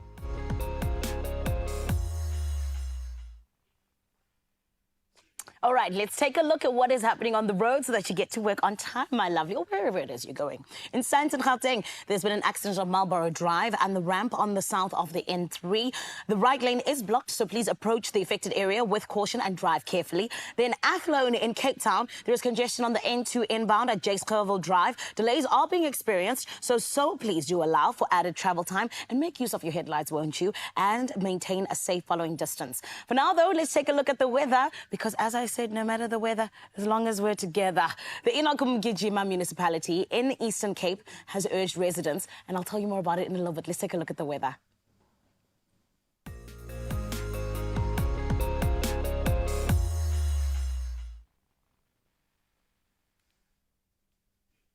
The Enoch Mgijima municipality in the Eastern Cape has urged residents to exercise extreme caution as fault fires become increasingly common due to hot and dry weather. The municipality recently extinguished fires in Komani, which spread from Lukanji to Long Hill Mountains, threatening properties and wildlife. Executive Mayor Lusanda Sizani reported that animals had been relocated to nearby reserves, but that no property damage had been reported so far. Firefighting teams will remain in the area to monitor and address any potential flare-ups. So please do be careful, Expresso family. We want you in one piece and all right. Speaking, though, of being all right, it is always so lovely to see what it is your view looks like in the morning. And this is why we've got to give a huge shout out to Andrew in Benoni, who has sent us a lovely sunrise view. Thank you so much, Andrew. I absolutely, it's in Belito, forgive me. And I absolutely love that we get to see this together. This, for me, is where we get to be a family indeed, because your picture brings us together. And if you have not sent yours as yet, 063 04088863. Please do show us, what does your sunrise view look like? In terms of the weather, though, let's get into those temperatures, shall we? In Polokwane, you got a low of 7 and a high of 27. Bombela, a low of 10 and a high of 32. In Pretoria, a low of 8 and a high of 29. Johannesburg, a low of 7 and a high of 26. Mahikeng, it is a low of 10 and a high of 29. Klerksdorp, a low of 7 and a high of 27. Kimberley, a low of 7 and a high of 24. Bloemfontein, a low of 4 and a high of 24. Richards Bay, it is a low of 13 and a high of 20. Pietermaritzburg, a low of 7 and a high of 18. Durban, also on the colder side, it is a low of 13 and a high of 20. Mthatha, super, super cold, a low of 5 and a high of 17. East London, my hometown, it is a low of 10 and a high of 14. Cradock, a low of 0 and a high of 14. Gqeberha, a low of 11 and a high of 15. George, a low of 7 and a high of 17. And in Cape Town, a low of 10 and a high of 17. In Worcester, it is a low of 10 and a high of 19. And in Sutherland, a low of 6 and a high of 16. And lastly, Uppington, a low of 11 and a high of 28. Please do make sure that you, my friend, do dress accordingly. We wouldn't want you caught out in the cold or even in the heat. And Carl, my love, I need to ask you how you're feeling about stepping out today. I'm feeling amazing. I love the fact that we are stepping up, but also you chose well with Carissa's outfit. Can I just say that, though, all I wanted Carissa was to get the sparkly shoes, and she did, which is great. Remember, when you have sparkly shoes on, right, you have a galaxy of opportunities at your feet. That's a proverb that I just made up live. You're welcome. Sorry, Zanela, I just made it up. I love it, Carl. I'm here for it. This is why you are the guy who gets paid the big bucks. Wherever you go, you are the one for the job, okay? I love it. Oh, no, but listen, Expresso family, like we said, no matter the weather, as long as we are together, we know that we got good things coming up right here on your Feel Good Breakfast Show. Absolutely. Thank you. Wow, did you say I love that, Carl. Big bucks? No, The medium bucks. Thank you. Just because you can showcase your disky skills if you want to, and then maybe you can actually have some big bucks by playing a sports take. The 8th fixture list, 768, for an estimated jackpot of over, hear this, 1.4 million rand. And that's today, which is this Thursday. My goodness, Yeah. my only question is, what are you waiting for? Play Sports Stake 8 now in store. Or you can even go to nationallottery.co.za. That website is waiting for you. Or the mobile app for your shot at winning big. And I feel it for you. There's something about today that just feels like a winner. I don't know if it's the shoes or not, but hashtag Be-Inja, yeah, game. It's the shoes. It is the shoes. And it is coming up in your Feel Good Breakfast Show. You know, we've got so many items. There's the shoes. Yes, they got it. I was waiting for them to do a close-up on it, and they did it for me. Thank you. Now, with that sparkle, there are a couple of things coming up in your Feel Good Breakfast Show. Smile. Yes, you have to. Lots of smiles. Sparkly I felt shoes. like Dorothy. I thought I was going to be taken to another island when I did that with a little... Okay. Are you ready to do a recipe of those shoes? Because we got this really cool recipe for a creamy basil pesto pasta. Oh, that sounds delicious. That is That's great. my favorite combination of food, pasta and basil. Look at that with a Parmesan on top. Absolutely incredible. Yes. Also, Yes. saving all my love for Oh, yes. I hope Belinda's listening to you now. Belinda Davis is coming up. Look at her. Absolutely fantastic. She's been having such a good run when it comes to her Whitney Houston tribute and performances, and we get to chat to her. So stick around to find out what she's been up to lately. There are stories of believers, and we're inspired by them all. We invite you to write your story with us. Your story matters. ABSA.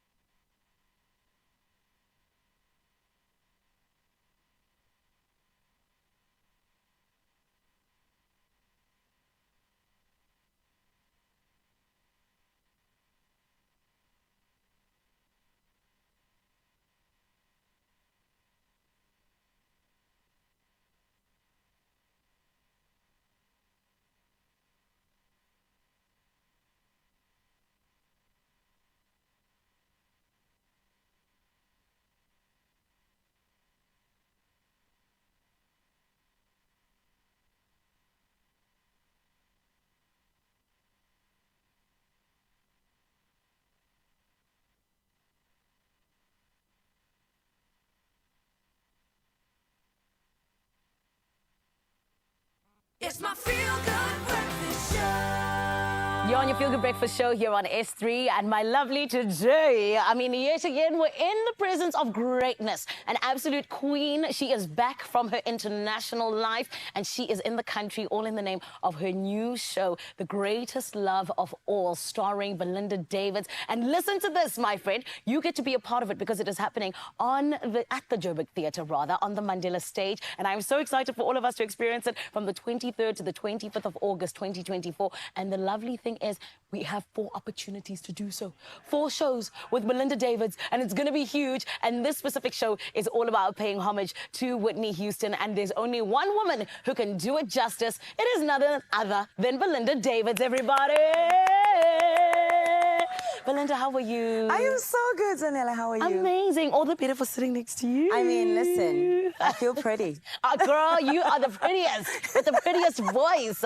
Belinda, tell me, when your life changed a couple of years ago, when somebody said that you have the voice of an angel and you sound like this woman called Whitney Houston, you know, what exactly happened? What changed in you and what happened in your life? A couple of years ago, I think we've been doing this show now for 11 years. Yes. It's crazy. If I think about the time, it's just flown.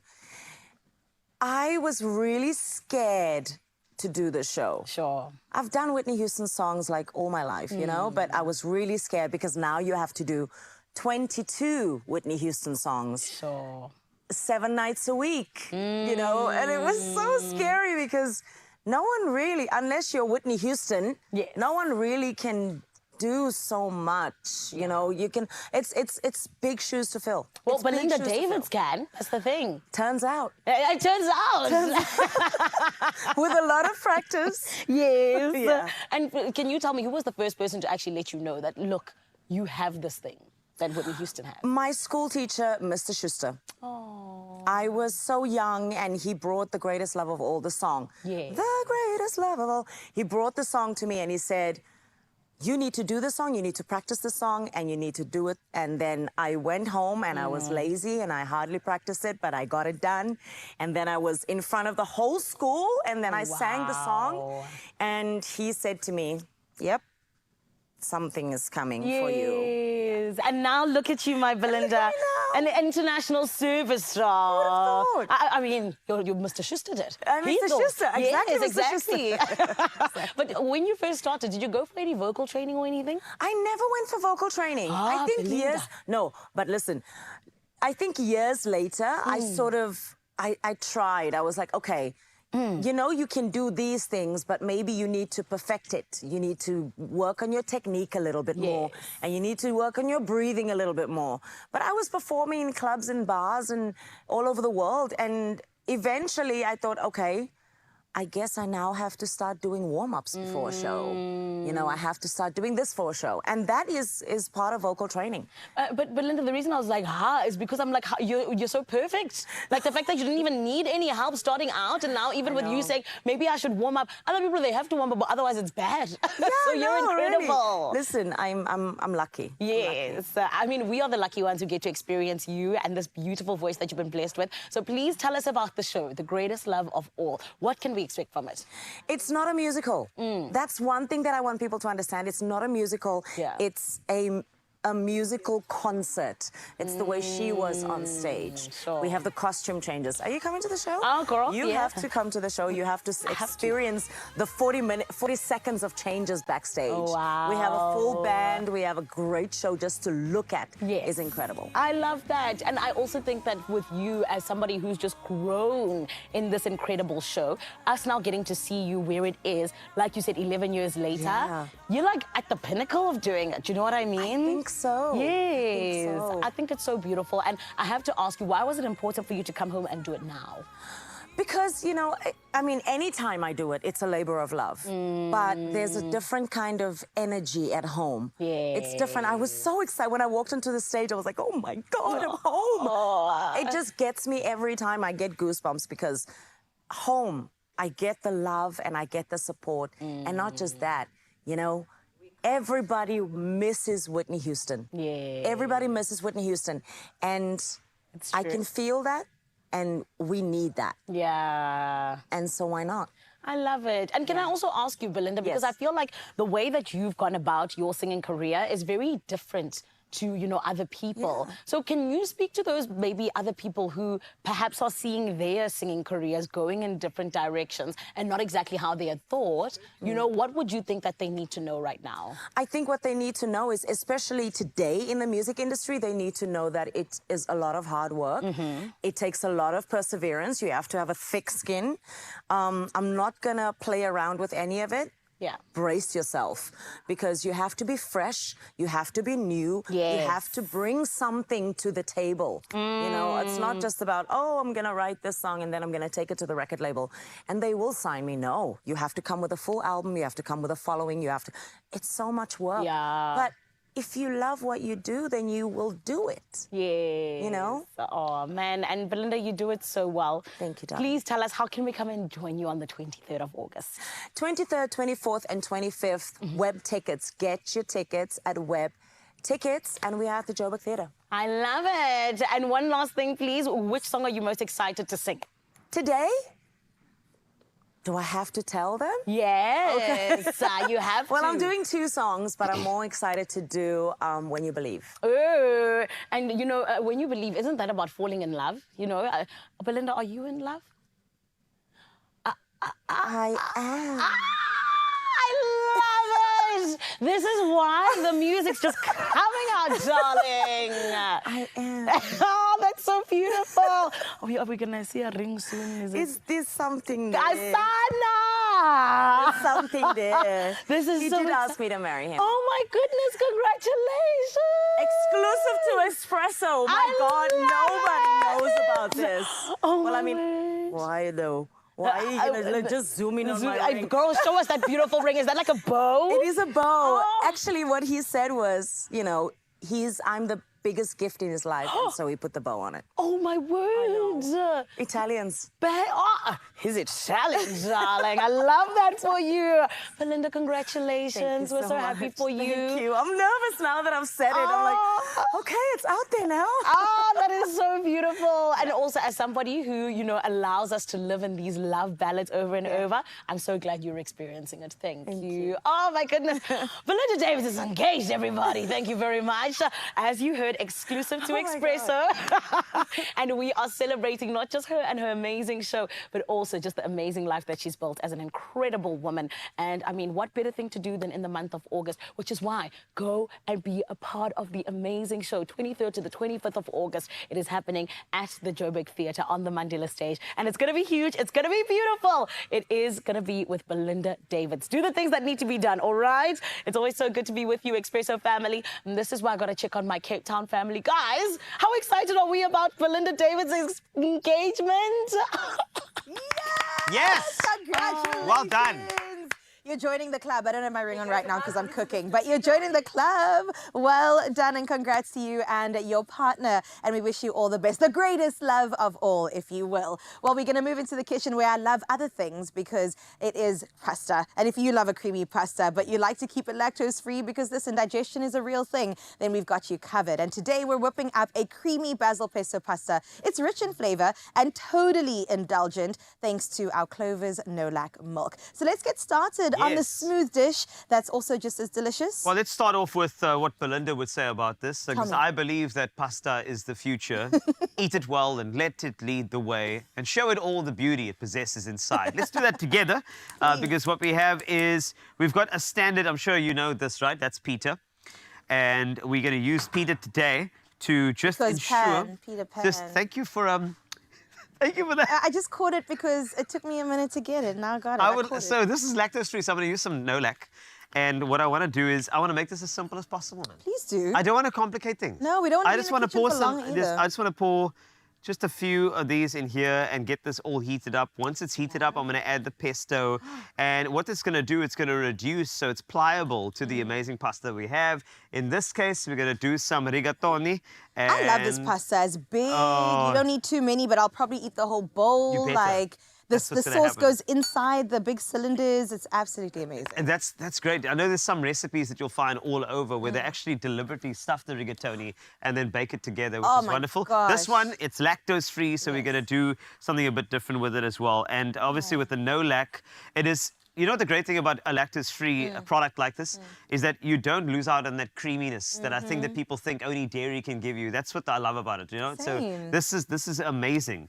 And the great thing about, you know, this lactose-free is that all it is that they add lactase in it. So Okay. lactase will eat the lactose Yes. and then you get the creamy product. So And then we don't have bloating. We don't have the No. nausea. That's We lovely, don't man. have the weird feeling after Yes. you eat dairy. Thank you. Which are indicators of Exactly. if you're lactose intolerant, which I'm a little bit. So this is great for me. I've got so many in my house at the moment. You've just got to take the first step out by scanning the QR code and then taking a quick and easy test to see if you too are part of this family. It's your part to enjoy a dairy-free meals without any sort of discomfort. And also what's great is that you still get the benefits of milk because there's so many health benefits to milk, but you don't have to have the discomfort along with it. Exactly. So I just want that, I wanted that to warm up a bit. Once it's see the warm, steam. then I can add the ingredients. Thing is, when you add it from cold, I find that sometimes you have to just, there's not a great mixture of what you're actually adding. So that's why when it's warm, it goes together. Now, It's how much kinda like basil is too much when basil? you know what? I'm going to do 2 tablespoons to this one because I think basil can be quite pungent. It can be quite polarizing. So in order for you to balance it with everybody and all the guests, you want to make sure that it's neutral in a way. I'm using lactose-free cheese No way. as well. Yeah, because I think that it's, you know, you're going to go lactose-free, so I want to add it to all of this. Now, why am I doing that? Because unctuousness is 100% important. I want this to be, as I said, it's got to be pliable to the pasta. It's got to mix through, and that's what I'm going to do. And I'm going to add that slowly so that what happens is I'm almost starting to make what many would do. If you do a bechamel, you will have something like a cream and you have the cheese attached to it as well. But in this case, it's all lactose free. So I want to emulate something like a bechamel, but then I want to make sure that it's at least when the pasta gets through it, Yes. everything's going to be coated and beautiful. And that's why you need a bit of reduction on the pan too. If there's one thing about Carl, I'm gonna learn a thing or two when it comes to the kitchen. He said reduction. He said bechamel. You say unction? What did I you said say? unctuous. What's Yeah. unctuous? I've never even heard this word Unctuous before. is it's a word. It just basically it's really like lovely on the palate. On the mouth. And that's what you want, you know, you want that. And then don't forget that I'm going to add some seasoning. Right. I've got some cracked black as well. That's just always very, very good. And then with regard to that, I'll also do some, just a little bit, you know, basil's pesto has got, already it's got some seasoning. does, yeah. So I don't want to do too much of that. Okay. And then once you're ready to go, This see? is the easiest, quickest pasta meal That's I've the thing, ever man. seen. And then once you're ready to go, what I want to do is I want to get that pasta through. So you can see, I want to give you the viscosity is changing. And that's why it's... Sorry, it's another word. I'm just adding to so many, you know, viscosity, unctuous, rambunctious, delicious. Is there another one? No, there's no more words, okay? I'm just... Great. That's so... Good. That's the word. This is nice. Look here at my nice pan. I like my niceness. No, I love you for it, Paul. Please continue. Oh, well. Okay, can you see it thickening up so you can actually see it on the pan? See it? See? On Peter. There we go. That's it. I'm so glad you know its name. And now let's add the pasta in there. Do you want all of it? Yeah, just do that. Why not? There we go. And then, you see? And sometimes for many people, right, I'm sure that our guests can agree. Well, I think Belinda can agree that the greatest love of all sometimes will be pasta, man. It's found in Peter. Come you know, on. It's got to be. And so this is what you're looking for. You're going to move that all around. And as you can see, all of that is incorporated. Oh, I love that, You see, Carl. that's what I also want. the color, the green color. That's what I love about it, man. But That's you it. know what? On your Feel Good Breakfast show, we definitely need to remind you that this can be found on expressoshow.com. But also, in Joburg, they made brownies. And then we just had to one-up Sanela and say, you know what, girl? While we wait for the brownies, we're going to make an even better pasta. What do you think of this recipe?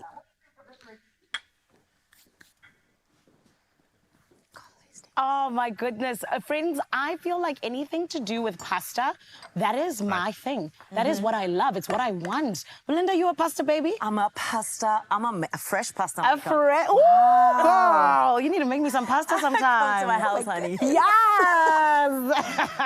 We love seeing Belinda in the kitchen and on stage. Some fresh pasta. Have you ever made pasta before? Yes, it has. But I've made the sort of the table hack pasta without the machine, which is quite laborious, but it's beautiful. But this is what I want to do. You can never have too much cheese. Never And this have is too much. lactose-free cheese, so don't worry about the bloating. That's what it is. And what I want to do is there for you is that I'm also going to Let him cook. a final flourish. And that's what we're talking about right there. And there we go. Carl You have Lacey. very simple, easy, beautiful pasta. He even served us. Look at that. Thank you, Carl, for it. That's I do great. want to taste. Do you want to Tell taste us- it? Go for it, please. and It's then made let with them love know. for you. I don't want to ruin it. No, do it. Okay. No, you've got to. That's the beautiful thing about it. You plate it beautifully so it goes in well, and that's how it is. I'm happy. Right. Lovely. Give me a room. I'm going to enjoy this. and Okay, then- you do that. Please do. ExpressoShow.com if you want the recipe. It's very easy peasy. Lemon squeezy, well, basil squeezy, and make sure you do it with lactose-free additives like no lac, simple. And remember, we'll see you just after the break. Go grab yourself some breakfast. I'll be here. Be a handy hero this spring and stand the chance of winning 10,000 Rand cash from Plascon. To enter, tell us what Plascon product you purchased this spring and include hashtag PlasconSA. Enter by replying to Expresso's competition post on Facebook, X or Instagram, or WhatsApp your entry to 084 368 1603. Remember to keep your proof of purchase. Competition closes 27th of September at midday. T's and C's apply and can be found on ExpressoShow.com.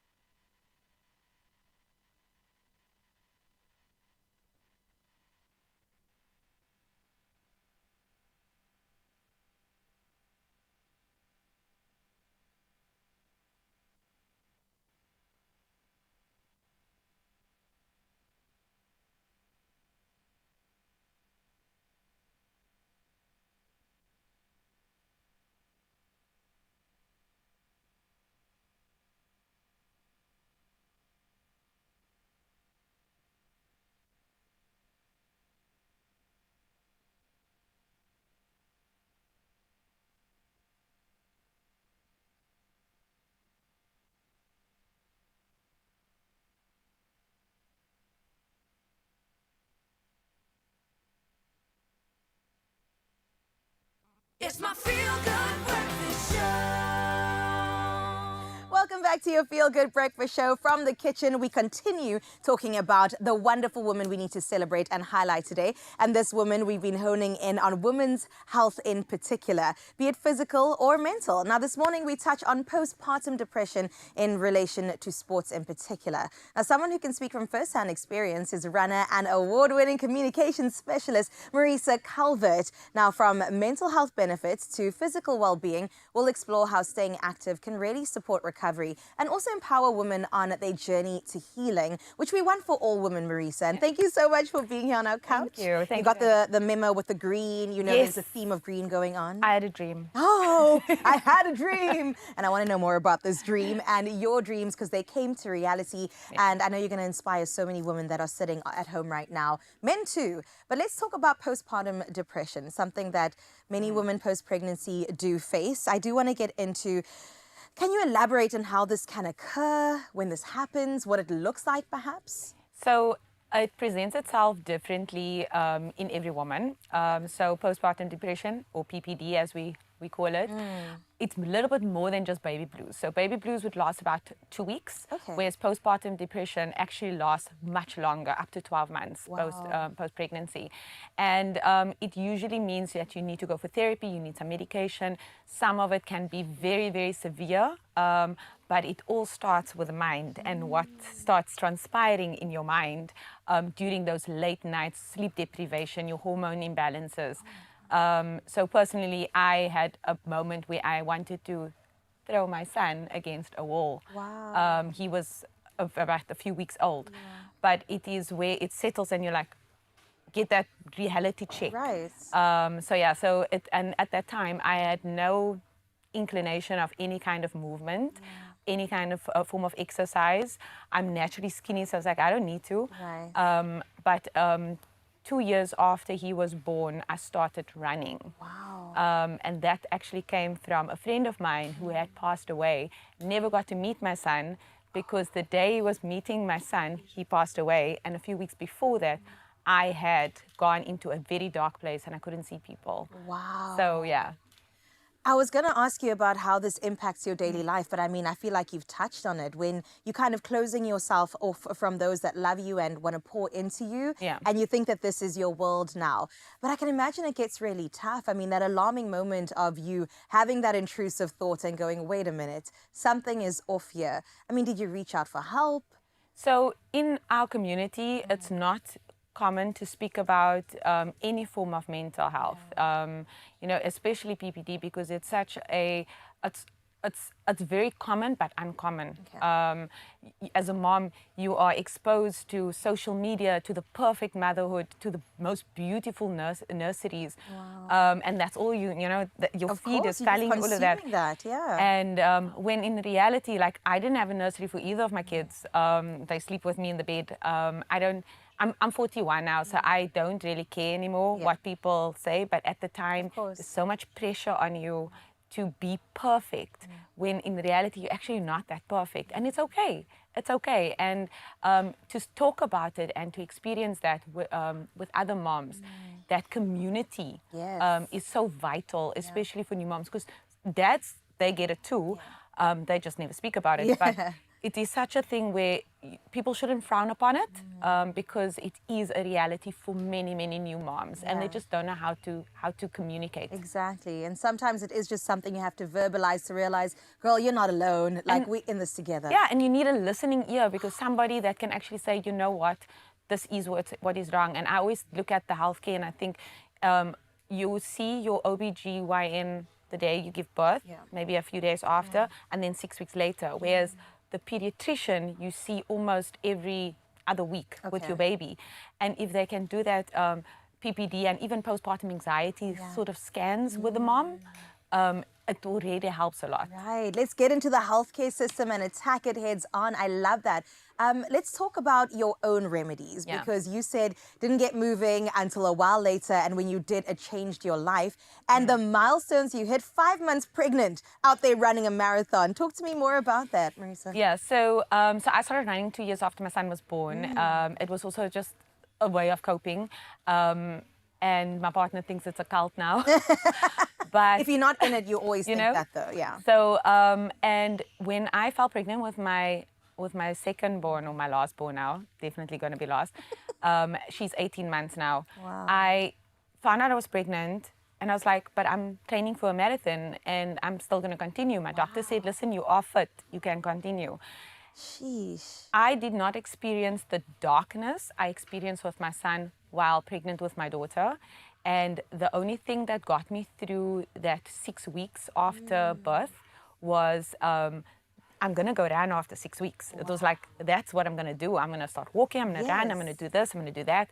And it was such a light for me, because that was the light at the end of the tunnel. And I started, as soon as I started running, I got a coach, and I'm like, I want to break all barriers when it comes to postpartum. And it kept my mind going. I can compartmentalize so much. And an hour outside is all I need. I literally live for vitamin D at the moment. Oh my God, I'm here for it. And you know what's so special? It's not even about the running in particular, but it is about the mental health benefits that allowed you to drop into your body and realize it's not all here in your mind, okay? Marisa, thank you so much for joining. Thank you so much. Like I said, I knew it. She was going to inspire so many people sitting on their couch right now, maybe even to head outside and get their own dose of vitamin D. And I hope you do exactly that.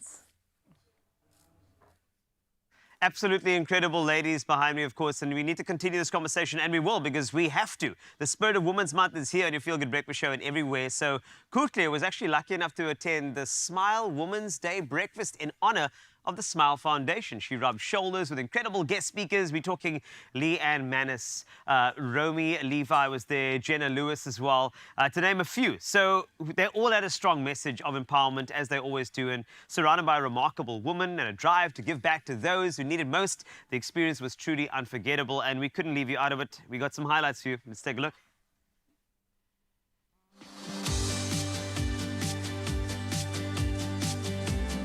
This morning, we're at the beautiful Killarney Country Club for the Smile Women's Day Breakfast. It's a morning of inspiration, encouragement, empowerment, and celebrating womanhood, as well as supporting a noble cause. The theme is being unapologetically you, encouraging everyone to dress and express their true, authentic selves.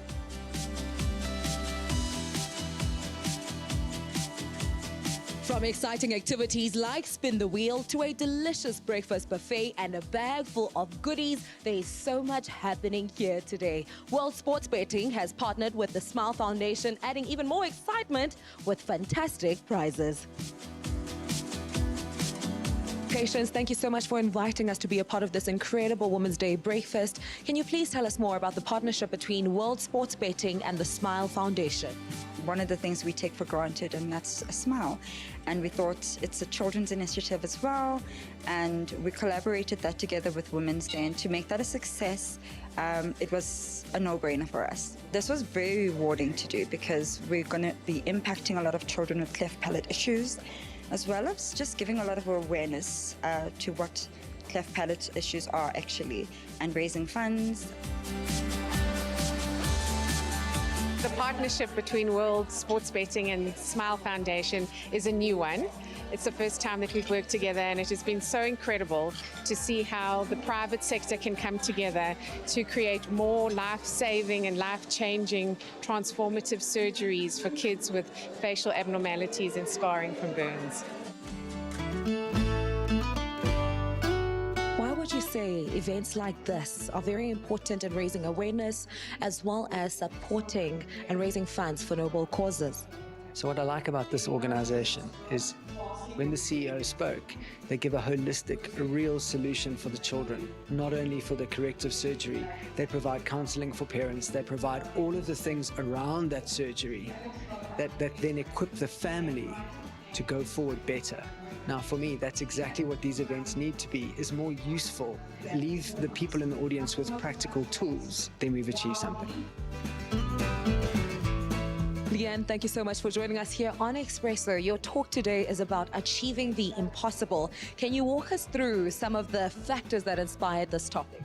The topic came from a journey I embarked on a good couple of years ago up to the top of Mount Kilimanjaro. So I almost take the listener on a journey with me to the top, but through the lessons that I have learned and the lessons that I've learned from others, and pull them across. And I never believed in my wildest dreams that I would be a person who could stand on the top of Africa by summiting a mountain. And I did that. And when I came down, one of the first things that I said was, I cannot believe I just achieved my impossible. And that was where the talk came from and the topic. So yeah, it's lessons. It's amazing.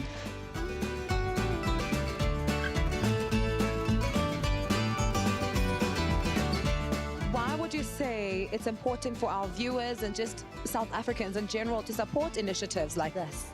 Supporting initiatives like this allows the Smile Foundation to do what it does best, which is to arrange more surgeries for children in academic hospitals around the country that wouldn't normally be able to afford these kinds of surgeries. And it also creates hope and confidence within the children and the families.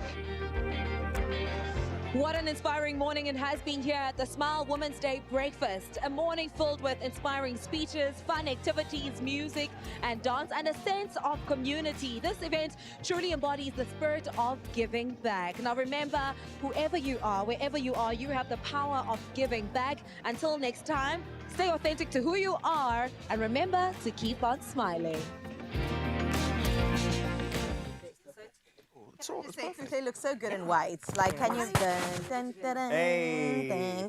I'm just saying. I mean, that's very true, though. I could agree. But what a great event, and naturally, very, very empowering. Smile Foundation, they do some incredible work as well. So well done, Kutle, and all the ladies involved there as well. Now, still ahead on your Feel Good Breakfast show, we've got Chef Clem back today. Very excited. And there's a bit of an Italian recipe, even though he spent some time in France, but there's an Italian recipe coming through very soon. That's very, very exciting. And then... excitement in Joburg. Yes.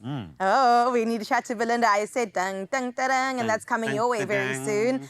Miss To-Be Bride, congratulations. Thank you. How are are you feeling? Is wedding prep on the way? No pressure. I'm not the auntie that needs to ask. I'm just Listen, curious. between work and planning a wedding, it's stressful. It's so stressful, you know. We're not going to have a massive wedding.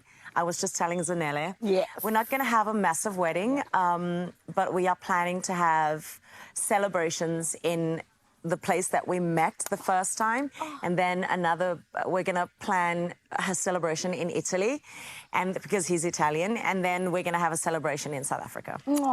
This is great. I do want to ask you, Belinda, the problem is with having a wedding is that who sings at your wedding? That's a problem. Whoever's got that job, it's under pressure. Like, you know what I mean? No one sings at my wedding. There it is.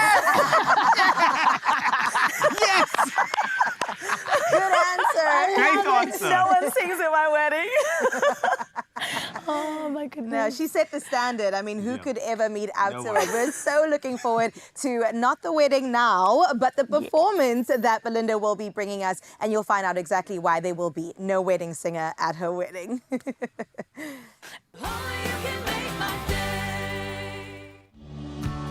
We connect more countries than any other airline.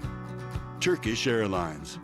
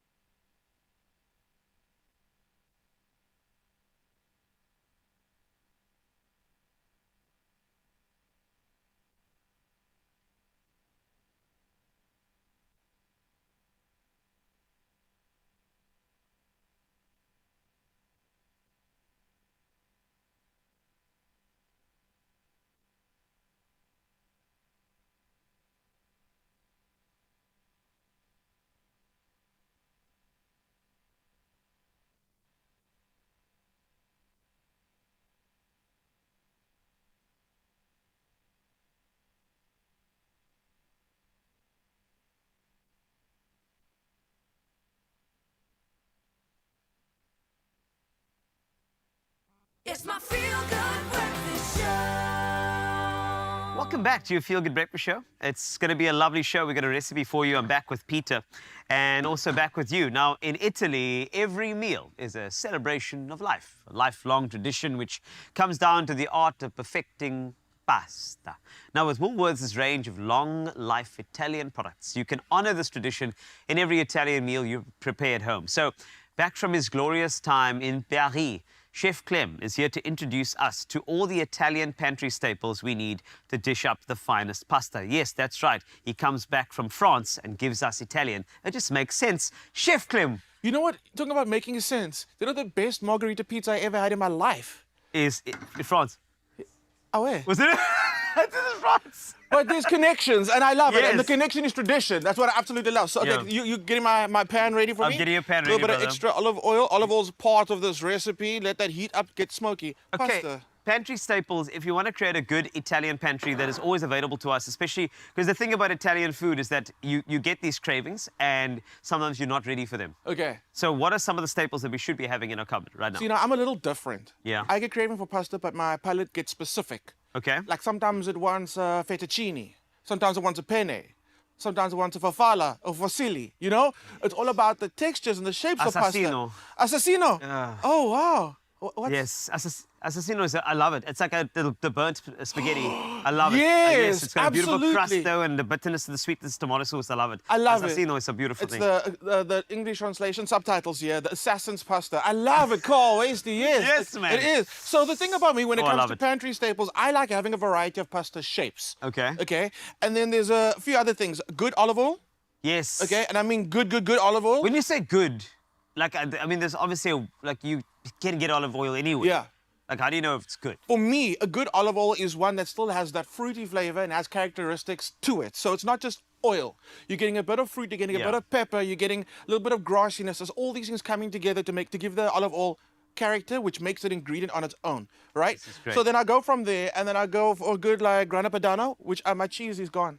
Things don't change, eh? But yeah, I you know. go overseas, you come back, people still take your know, cheese. It's just It's fine, we'll get the cheese Grana back. Padano versus Parmigiano Reggiano. So there's a difference there. There is, There's yeah. a proper difference. And also pecorino, there's a bit of a That's difference as well. So it's all the flavor and the end result, what you want. Pecorino being a little sharper. We're warm. It's doing the thing. It's You want doing a the thing. substitute. It's a little sharper, and that also, again, can Yeah. become an ingredient on its own. From there, what I got, so I got my olive oil, then I got my cheese, right? Yeah. Then I got my pasta. You use pasta water in that, and you actually end up making a sauce. So if you want to have an easy version of a pasta dish, that's it. And the thing about Italian food, it's all about the simplicity and the ingredient, isn't it? It has to be. That's the thing what I love about Italian cooking is that if you watch any of those chefs, it's just about the purest of ingredients, you know. And I think you also need, for me, I like having a pantry staple that's going to be something that's going to be a starter that I can add to. Right. It's got to be something that's going to be in some sort of a container that can sit there. When I open it, it'll be refrigerated, but it's got to have that starter. Because we don't have time to develop tomatoes from baseline. You know, when you put all the tomatoes in the pan and you put it into the oven for like half an hour, drizzle with olive oil, then you put it back in, get into the blender, you know, that whole thing. It takes long. Like the starter recipe is like, it's long. It's long. But you need something to hack it out, right? Exactly. So for me, what happens then is then I look at, again, focusing on the quality of the ingredient, and I go, a great Let's pasta substitute, sauce. I'm ready. A great pasta sauce for me, and the peperonata is a good one. It's a good one. You see, now this is what I'm talking about. I like having this. There we go. And I don't only use that for pasta. I use that like if I'm making a stew or something, and I just know that it needs a little bit more body. That's when that goes into the pan, into the pot. So it's absolutely delicious. What I've done is, Carl Wasty. Talk to me. Taken some beautiful red peppers. Yes. Directly over. Yeah, show us this, because I think a lot of people, they're scared of this. And I don't think you should be scared. You shouldn't be quite scared. No, but I do need that knife quickly. So what you Right, want to go do for it. is, it's never happened to me where pepper has exploded, but you know, in theory, it could happen. So just give it one little thing. So there we go. So the steam and moisture inside just comes out. It doesn't. There we go. Let that chill over there on the gas flame. If you don't have a gas flame, under the oven. Yes. Under the grill, okay? Or if you have a braai. You should always have a braai. Okay, That's cool. right. Then just, even in an apartment, have a braai. So the pepper goes on the braai. You want it to be black, Carl. And then listen. And then you're going to listen. You're going to use your senses. You're going to be like, it's smelling. You smell the pepper. You smell the grassy notes coming through. You want to smell things, okay? Yes. Then you know that's what's happening. But again, it needs to be black. What color must it be? Black. Black. Don't be scared of black. Black's okay. Okay, so then once you got that beautiful black on it, someone's laughing in the background. It's not nice. So then, charred pepper. Charred pepper goes in a bowl, plastic wrap over the top. That charred skin's gonna just peel right off, but a little bit that's on there is gonna be character. Now, I'm gonna add some extra flavor to And it. that pan is searing hot at the moment. Yeah, eh? there we go. Oh, In. yes. And then peppers go in. Did you mean to do that? Let's be honest. Did you mean to do that? Carl, I don't wake up in the morning unless I prepare for fire. I don't know. There we but go. That was Okay. amazing. So do now it again. So No, we no, got kidding. the It's peppers great. in there. They already got that smoky flavor now. Oh, It's not just for flair. That fire does add a bit of an accent in the background. Okay. Yes. To that, now we're gonna add a little bit of. You see, your mise en place is important because you don't want to be running around right now. Are you To running that- around, my friend? No, we're good. Our sauce goes in. Okay. But we're not gonna waste. We're not gonna waste. We need to use this. But I want that pasta sauce. Look here, that fire is a paid actor, brother. You know, I mean, what? you know. I've got my pasta Ooh, going. hack time. Got Like my it. pasta going. I don't want to waste what's in the jar. Don't. So, pasta water goes into the jar. And two things are going to happen, right? I'm going to save by getting the last little bit of pasta sauce out. Yes. Plus, that starchy water is going to help the sauce stick to the pasta. All right? Things are really like, you can see the beautiful red sauce. Little bits of it have started to darken on the outside. That's flavor. That is flavor, Okay. and I am so excited about this because it's smelling so good. Seasoning going down there. Here's the funny thing, That's right? it. Sorry. No. A public service announcement. Please. The French, we know that they like garlic, they like butter. Yeah. In moderation. I was like, what? What? The Italians, well, I met a lot of Italians. They were like, so garlic and everything. They were like, no. In moderation. I'm not putting garlic in this. They were like, when the tomato has to shine, let the tomato shine. Are you saying that garlic has for many years been put in recipes almost like a tick box? Exactly. Like, let's add garlic in there. Let's add something just to kind of give it some background. Exactly, but no. You're right. A tomato itself, and I did mention this to you, if you want to do your own homemade passata and you want to do your own tomato sauce, like I love it when you break down a tomato and it goes literally from start to finish. There's something beautiful about that. And all it needs is olive oil in a blend, and a bit of seasoning, and it's done. A little bit of And salt. then it's done, Whoa, right? It's absolutely. so good. So let the ingredients shine, and that's what we're doing. Like the pepperonato sauce, you taste what's in there. Yes. And that's the important thing. So pasta goes in, we're gonna give it a little bit of a toss. And because I just kind of kept the peppers chunky, which is important, you don't want it to break down and dissolve. You want to taste pepper, you want to taste tomato. Because we got that starchy pasta water in here, you can see that pasta sauce is like... But it's glazing the pasta. I'm sorry, I want to go from pasta Italian to your French adventure very quickly as we serve. That adventure looked so good. I just want to know, I know you could explain this, you know, we could spend an hour talking about it, but like some of the highlights, they were not, because we really missed you on the show. You know, they were looking for other claims they couldn't find. Yes, there was another guy. His name was not. I'm sorry, Clement, but also no, I didn't tell the people I was leaving. Askis, okay, next time I'll give you fair warning. Please, 14 days working notice. Yes. Okay, so what I absolutely... Can I try this with a spoon? Yes, absolutely. While you talk to me. What I absolutely loved Yes. about every person that we met. We met our South African chef, Chantal Dartnell. The people that we met literally woke up one morning and said, for the rest of my life, I'm going to do one thing. And I'm going to do it better than anyone else. So man has been making croissant for 20 years. And he's like, but I'm not done learning. And I was like, what? I love that. Our South African chef, Chantal Dartnell, she made such a huge name for herself in South Africa. She's like, I'm going to do it all over again in one of the hardest cities to start, in Paris. And she's killing it. It's amazing. The passion that people have for the humblest of ingredients is like, it's poetic. So you can imagine me, I was just in my element. But then I come home, and it's the same thing back home. We've got our farmers that are like, no, I'm going to do sheep, but the best sheep or lamb ever. And that dedication and tradition is in there. Oh, man. And it's the weirdest thing. I don't speak French. As soon as we started talking food, we understood each other. But that's a language. It's a language, my friend. It's the same thing back home. And it's that passion that we're bringing back home today. And just like sharing this passion for ingredients, for quality, for tradition. And it's here. I just believe that when you have those experiences, I like when you come back and you are equipped with new knowledge. Like you knew stuff, but like now you are equipped with new ideas. And now you look at produce differently now, don't you? Oh, 100%. You see, that's what I love. 100%. Down to the herbs that you're putting on this dish to finalize it. It has a purpose and it has a reason. Yeah. So again, that focus is intentional on what you're cooking, how you're cooking it, what you're eating, when you're eating it. And that's important. And that's so really important. We have a couple of images of you doing adventure. Maybe you want to just take us through some of them because I think it's amazing. Like, look at that alone. What is that dish? What is that dish? Oh my goodness. That is, what is the poisson de... Okay, I forgot their name right now. But the fishmongers, we only had them for one day. They were literally closing up the next day. Yeah. And as busy as they were, they gave me the whole day. They gave me the whole day. We spoke about seafood, like what's like from their waters, what's from our waters, the things they are doing with the fish is different to what we're doing with the fish. And then I came home and I went straight to the fishmonger and I showed him a picture of the way that we filleted that beautiful sea bass. And I was like, can we do this? And he was like, yes, we can.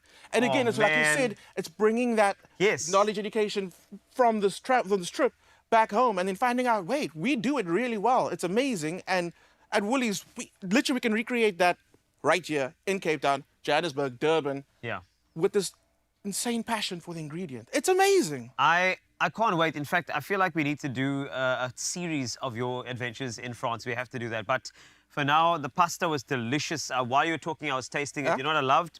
Added a bit more seasoning, added the cheese as well, which is seasoning as well. If you, if you know your cheeses, and it's gorgeous and it's simple. And I think that's what you brought back with you, is that the simplicity is so important. And simplicity is only achieved when you focus on the basics, like the ingredients.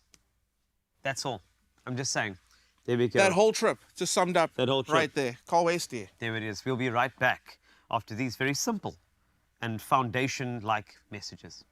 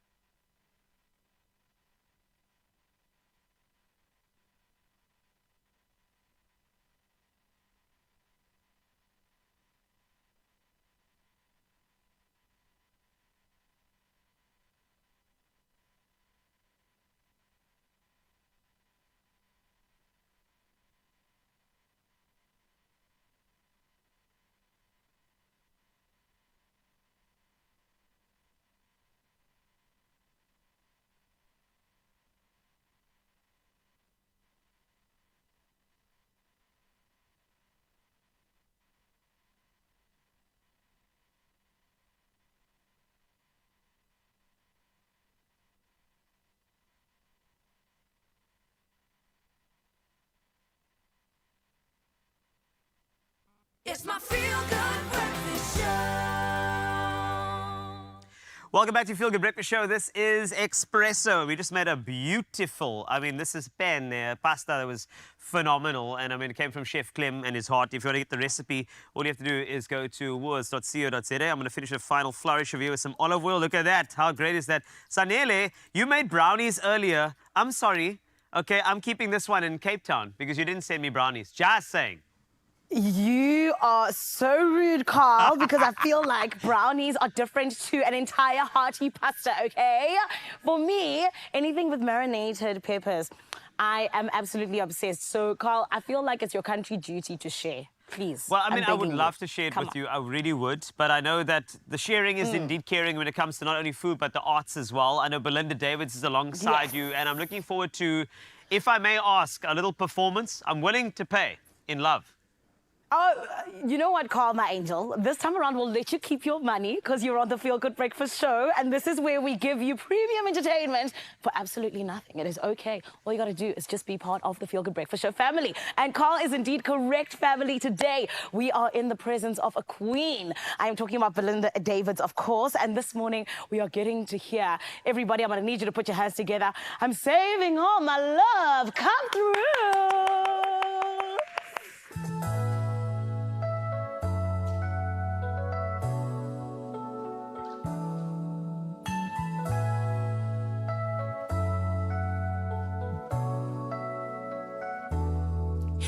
A few stolen moments, here's all that was shared. You've got your family, and they need you there. Though I've tried to resist being last on your list, but no other man's gonna do. So I'm saving all my love for you.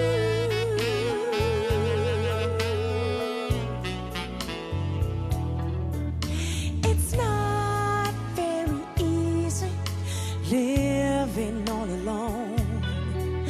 My friends try to tell me, find a man of your own. But each time I tried, I just break down and cry. 'Cause I'd rather be home feeling blue. I'm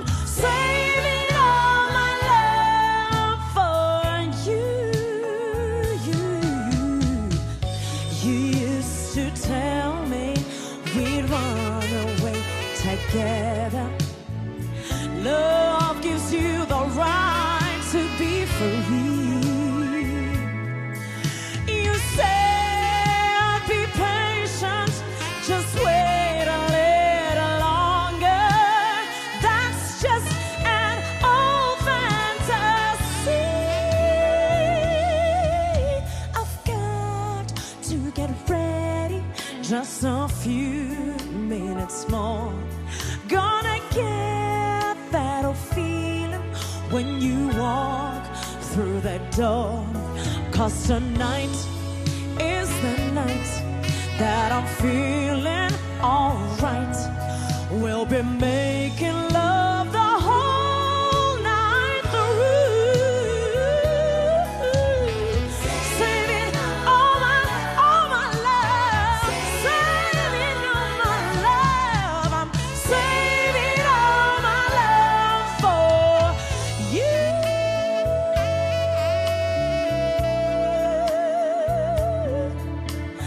No other woman is gonna love you more. 'Cause tonight is the night that I'm feeling alright. We'll be making love the whole night through. Saving all my love. I'm saving all my love. Saving all my love for you.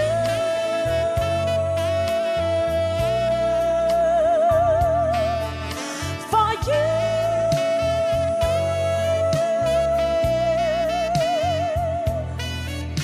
For you.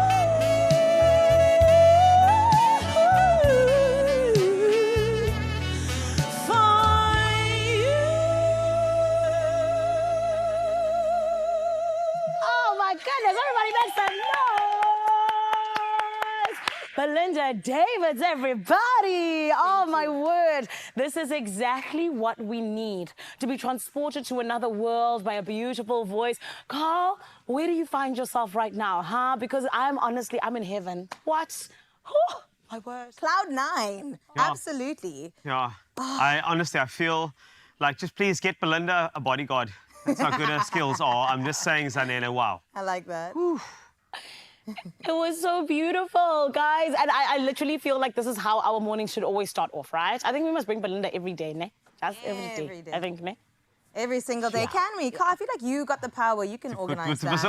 Every day, Carl. That would be so good to have that every day. Feel good breakfast show. But done With by that Belinda. little, oh, that'll be fantastic. But for now, we go from that type of feeling of winning when you just listen to Belinda to actual feeling that you can actually win with your D-ski skills. Now, you can play a sports stake, 8 fixture list, 768. This is for an estimated jackpot of over, what, 1.4 million rand this Thursday, which happens to be today, namhlanje vandag. Hello. Vrydag, Hello. in fact. Play Sports Stake 8 now in store, or you can go to the nationallottery.co.za website or on the mobile app. What are you waiting for is my question, because you have a big shot at winning big. Hashtag be in your game. Yes, indeed. And coming up on your Feel Good Breakfast Show, we are going to get spirited away with JP, one of the masterpieces of our time. Yes. Please, I want you to hone in, because it's going to be an absolute amazing journey into something so incredible. That movie, one of my favorites when it comes Definitely. to anything like that, Miyazaki's prize treasure. But don't worry, JP's going to sort you out. It's going to be great. Yeah, it's so good. Studio Gilby needs to be celebrated, and that's what we're doing on the show. We're also celebrating Patrick Shabangu and his story. You might know him as a brilliant actor in Dorkneland, and we're going to go into the Artist Here documentary to find out why we are shining a light on this young star in particular. It's your Feel Good Breakfast Show, and we'll see you after this. There are stories of strivers, and we're inspired by them all. We invite you to write your story with us. Your story matters. ABSA.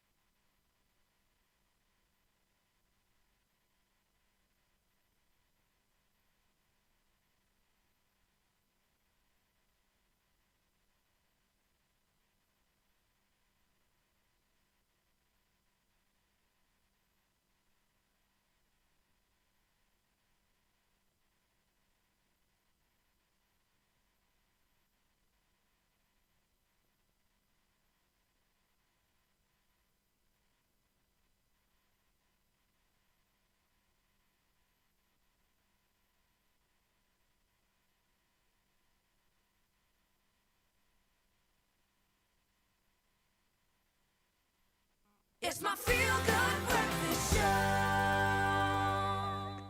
Welcome back to your Feel Good Breakfast Show. We're feeling the best today. Oh, yeah. The weekend's almost here, and we want to get you covered when it comes to entertainment on the weekend. We spoke about Spirited Away, but we want to get into the nitty-gritty with JP Sebastian. Welcome back. Yo. I love it when he wears a suit. I'm not going to lie. Right? Yeah. He looks really good. This is all. If I take the suit off, there's another one, and it's just suits all the way Why down. do I believe that? This is cool. But we're doing something that's a masterpiece today, right? This is something, and there's got to be a why behind it. Because Spirited Away, I feel like we didn't get the chance because we may have been in high school. So let's do it today, right? 2001. Yeah. And I mean, it was a movie that it had to be introduced by John Lasseter, was the guy who's the mega mind behind Pixar. Yeah. And so it's the first time that the Studio Ghibli comes to the West. Yeah. You've seen it now recently. I have recently. It's so brilliant, good. eh? It's emotional. So good. Oh, man. And Took me on a journey. So this entire segment is just going to be like us gushing. Like, I have nothing useful to say. Like, every single... It's ridiculous that every background of this movie, like, used for 3 seconds or used for 3 minutes, could be put up in an exhibit. It's one of the most beautiful movies I've ever seen in my life. There's going to be a Studio Ghibli museum, Ghibli, if there isn't one already, They're still working right? one. I think they are still building one, but whatever. It's whether they have something in brick and mortar or just in our minds. It's like what Cornely said the other day. Cornely is our new word. Is that Hayao Miyazaki, the director of this, needs to be considered in the same way we think of Magritte or Renoir or Rembrandt. Agreed. Miyazaki needs to be a normal name, like in that sort of realm of things. Absolutely. Let me just give you a look at it first, though, and then I'll try and tell you a bit about what the movie's about.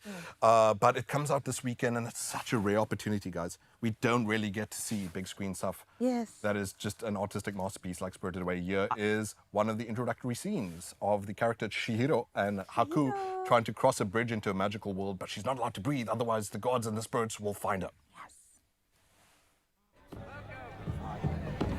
Welcome back.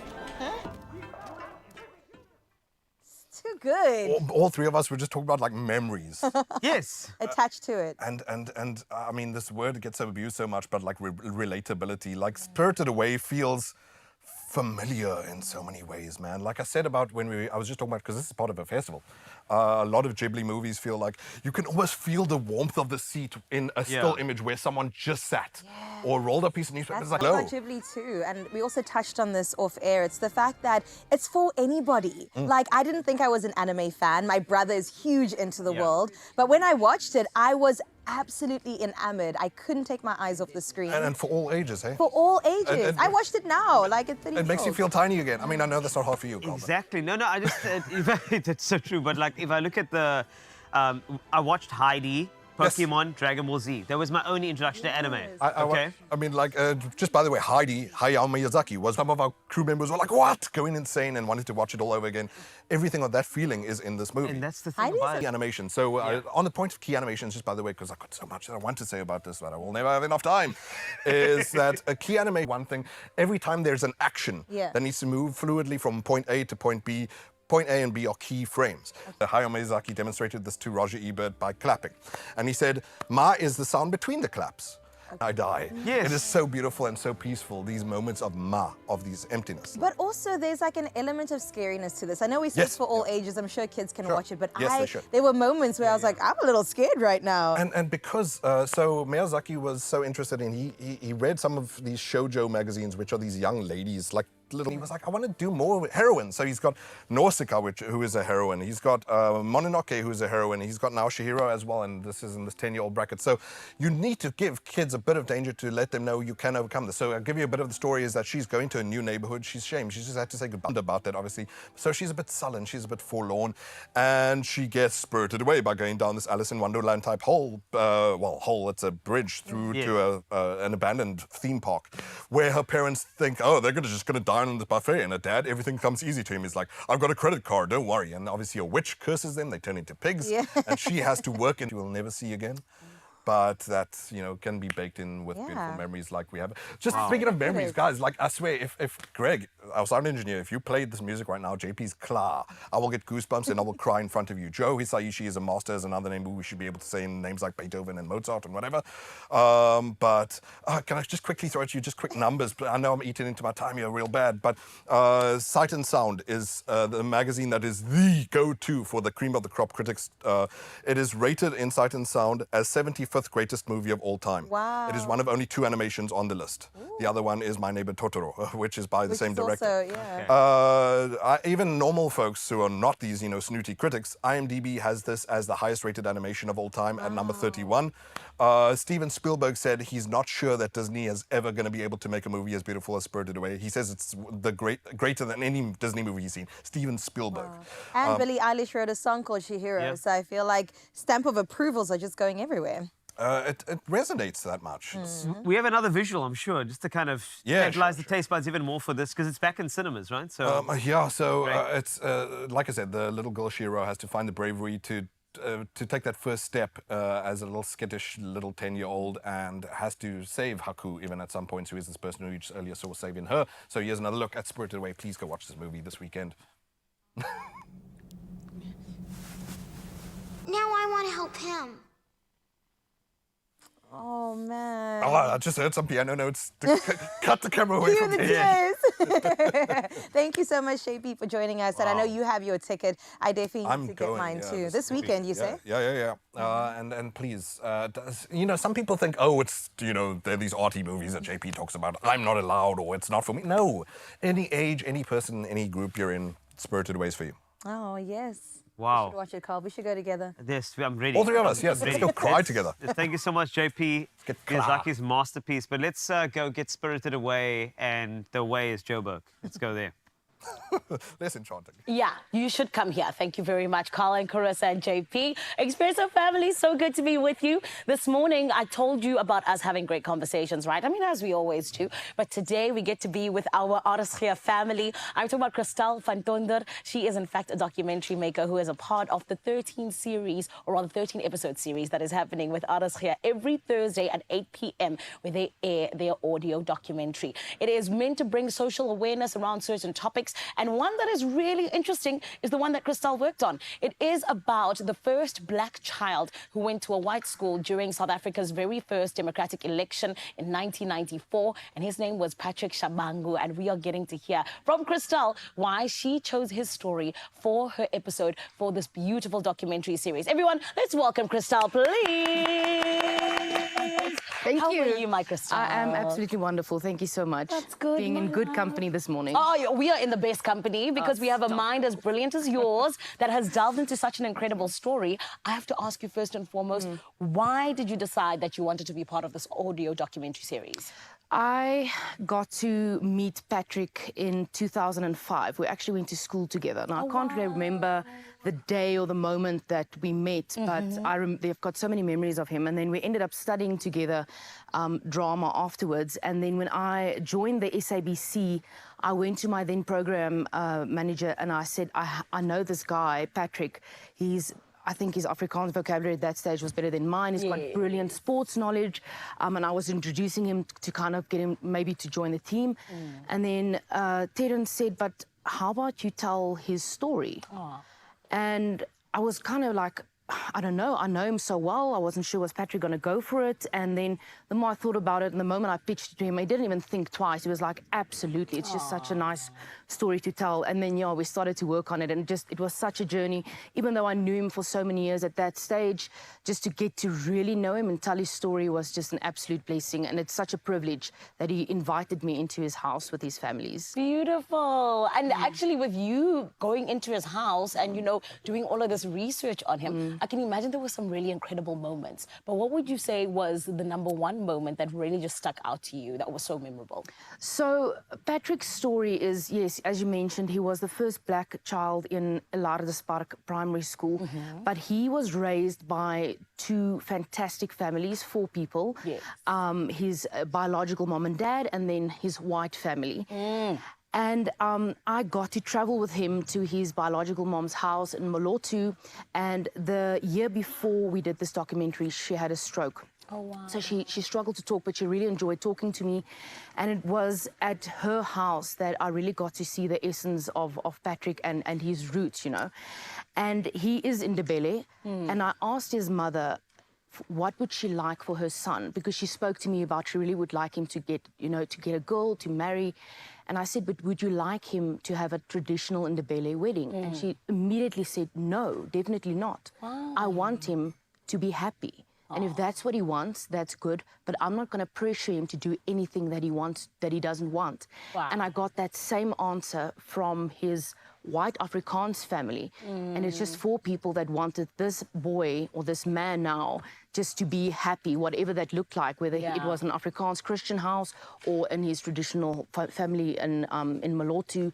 It's just they wanted him to be happy, and still till this day. Beautiful. And that's so important because, you know what, happiness does look different for all of us. Yeah. So, you know, it's always the best thing to not impose those views of what you believe happiness should be. Absolutely. I love that. Yeah. But this, of course, was a documentary that was done in 2017. Yes, yes. Why is it that Patrick's story is still relevant today? It's human interest, and for me, it's about Patrick and what an amazing man he is today. But there's so much more to it because his biological mother was working for the Van der Bijl family. Yeah. And it's about one mother recognizing the desperation in another mother.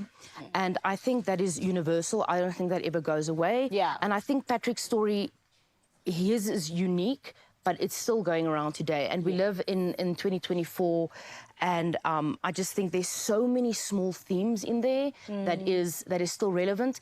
The docu's name is Jonk, Swart en Afrikaans, and that's how Patrick described himself. I think we need to chat it to a little bit older Swart en Afrikaans because he's not in his 20s anymore. Yes. But no, it's a feel-good story. And even though he's a bit older now, it's still relevant. And I listened to it a couple of days ago, and every time I listen to it, the way the family speaks, the way he speaks, it just gives me goosebumps all over. Beautiful. And you know what, Christelle, we can't wait to get goosebumps when we check it out tonight at 8 p.m. Yes. Thank you so much for coming through. And also, like I said earlier on, you have a brilliant mind, which is why this was actually honored with a prestigious award. It was. So congratulations. Thank you so much. And Thank you so much. Thank you. It is Christelle van Tonder. She is one of the producers of the incredible audio documentary series that Artists Here is doing. Remember, you can check it out tonight at 8 p.m., my friend. It is going to be happening on Artists Here, of course. And it is all about those really important stories that need to be told, but more than anything else, bringing social awareness to certain initiatives. Right now, though, I need you to make sure you do not go anywhere. You're still right here on your Feel Good Breakfast show. We still got a whole lot more coming up. We got a lot of things there. We got do, a lot of, but I love that. Thank you so much to the documentary maker for shining a light on our young talents in South Africa. I mean, Donkerland is so good, and shout outs to the main actor in it too. So when I say a lot, not only do we have fantastic stories like that, but we also have the individual himself that brings us all of the tech deals. He's got big screens, he's got big savings, he's got big personality. Grant Hines is here, and he's got game, as always. He's also got pink hair. Yes, which is very apt. It is so good. That is your Feel Good Breakfast show. We will see you very soon. Cupcakes are also going to be made, which we will cheer them on for. And I hope that you can also join the winning team. So we'll see you after this.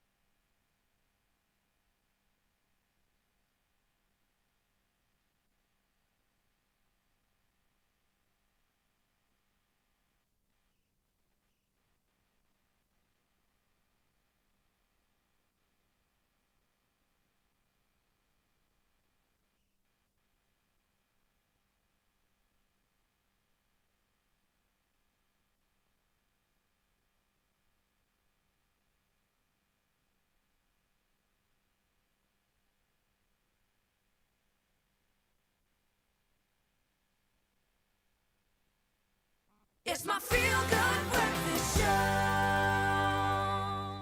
You're on your Feel Good Breakfast show, and honey, we're about to do some delicious things just for you. If you did not know, there's a whole lot of cooking that's been happening throughout the show, right? And it is all in the name of, yes, celebrating the fact that we're together, because that's the best thing you can do when it comes to food. But also, it is all about our amazing superstar Lehakwe, who was on Taste Master SA Junior, of course, and she is here to showcase her skills. But this is why we're putting her to the test.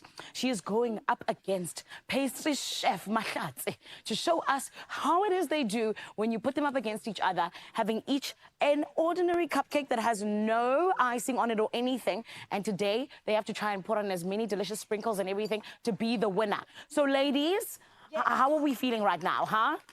We are excited. Okay, Just mixing our icings now. Yes. Mixing our colors. It's looking, okay, it looks like you've got a blue color going on. Oops. And yours has a few different colors there, Lehakwe. It has to be purple at some point. Okay, okay. So we're mixing up until we see a purple color, correct? Yeah. Okay, I love this. Okay, so this is the thing, Expresso family. We're about to give these ladies just a couple of minutes, and then they have to put their best foot forward to try and be the winner for the best decorated cupcake. Mahlatse, why are you laughing? No, because I'm nervous. I know, you're going up against Lehakwe. Listen, babes. This is scary. I get it. But babies, I want to ask you, how are you planning to manage your time when it comes to what we're doing here today? But let's start with you.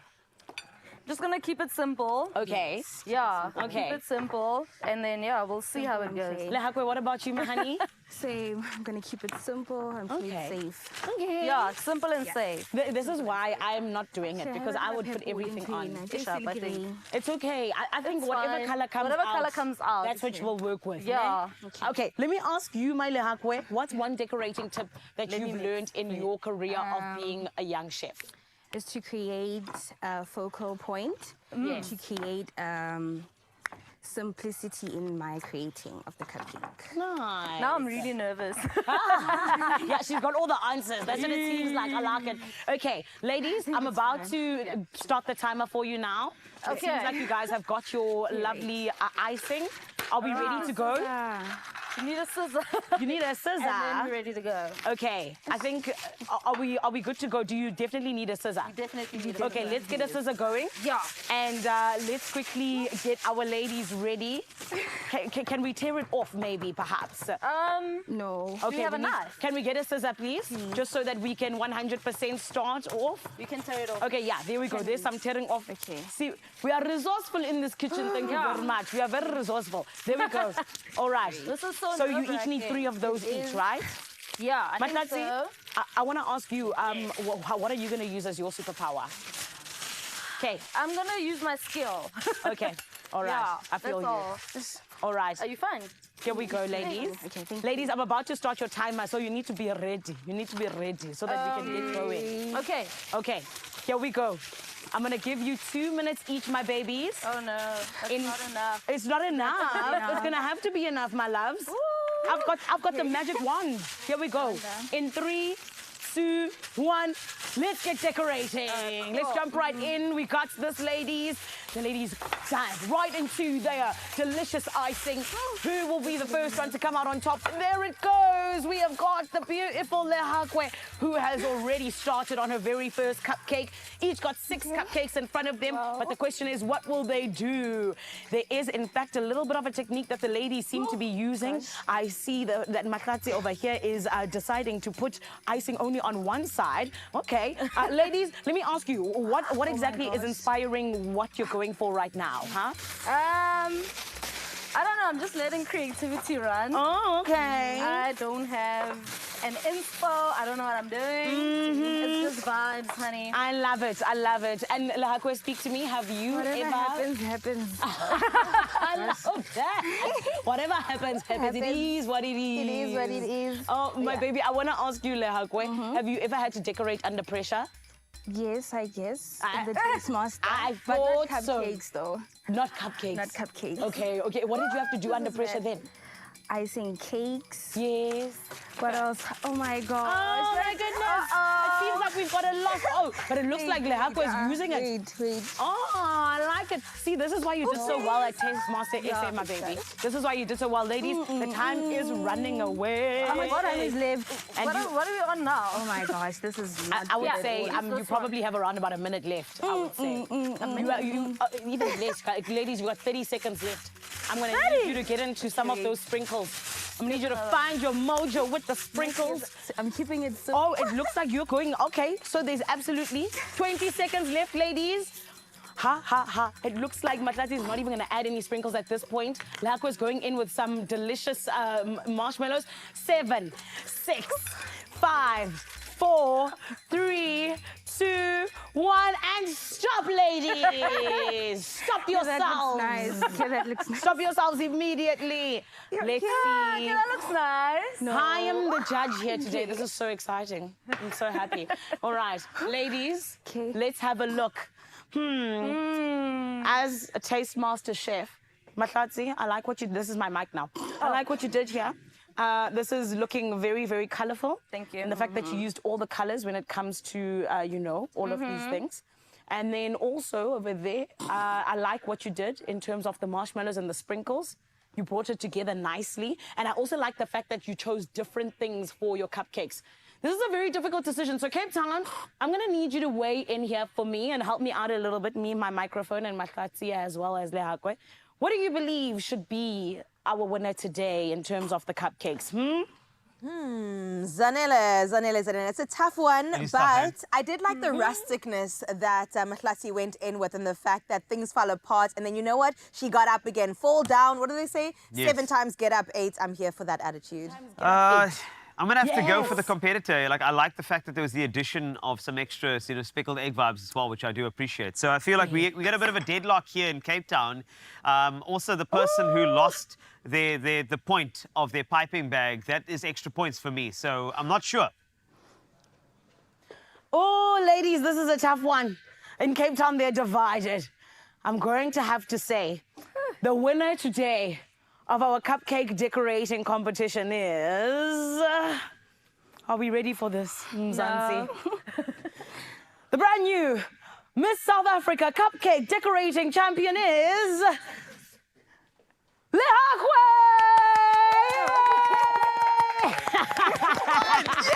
Please give us a victory speech, Lehakwe. Please. Okay. Thank you. Okay. I don't like it though, but it looks good though. Exactly. For 3 minutes, it looks good. Honey, you got 2 minutes. Thank you very much. Exactly. Yeah. Looks good though. Thank you. Okay, perfect. This is beautiful. Listen up, beautiful Expresso family. You got to make sure that you stick around because we still got a whole lot of fun right here on your Feel Good Breakfast Show. But remember to always catch Tastemaster SA Junior every Tuesday. That's exactly where it is happening. Right about now, though, I need you to stick around because we still got a whole lot happening. Cape TZ, what's good? So much is good. Yeah, I also want a mic like that. I want to find a Get microphone one. for You get myself. one. Just to... Oh my gosh. I like that. Oh, and you gave me one too. Yes, let's go. Ladies and gentlemen. That's right. What's still to come on your Feel Good Breakfast Show is Namel, That's a right. beautiful partnership with Kenealware as well as Lou, joining forces to bring us a collaboration with Woolworths. Thank you so much, Carissa. And also, don't forget, Grant Hines is here with big savings, big screens, and a big personality, not to mention pink hair. So make sure you stay right there, and your Feel Good Breakfast Show will be right back after these few messages. Enter the Maggie Cook the Difference competition, and your Maggie recipe stands a chance of being featured in the Maggie Cookbook, winning you one of 10 sets of CETA accredited courses, each worth 10,000 Rand, plus a chance at the grand prize and a brand partnership with Maggie worth over 275,000 Rand. Competition runs 7th of August to the 15th of September. Entry details and T's and C's at expressoshow.com.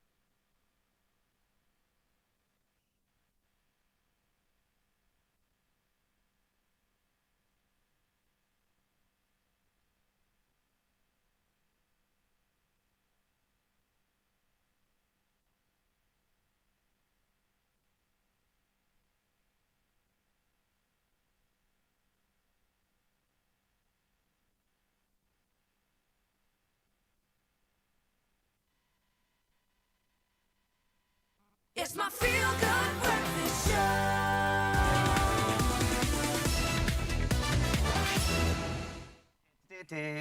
I love that. It's a good jingle. It's fantastic. I It's feel great. like things must happen now. It must happen. Oh, It's going to yeah. happen now. It's beautiful. It really is. Welcome to your Feel Good Breakfast Show, by the way. If you just woke up, you woke up to a world of big screens and even bigger savings with our tech guru and resident extraordinaire when it comes to everything that you need to purchase. When it comes to hardware, it's Grant Hines. He's here and his hair's pink. His hair is so pink, and I was told that he did it himself. I love a DIY king. I'm absolutely here for it. And whether you're a movie buff, Yeah. a sports fanatic, Love. or simply just love binge watching your favorite series just like us, so we've got something incredible lined up for you.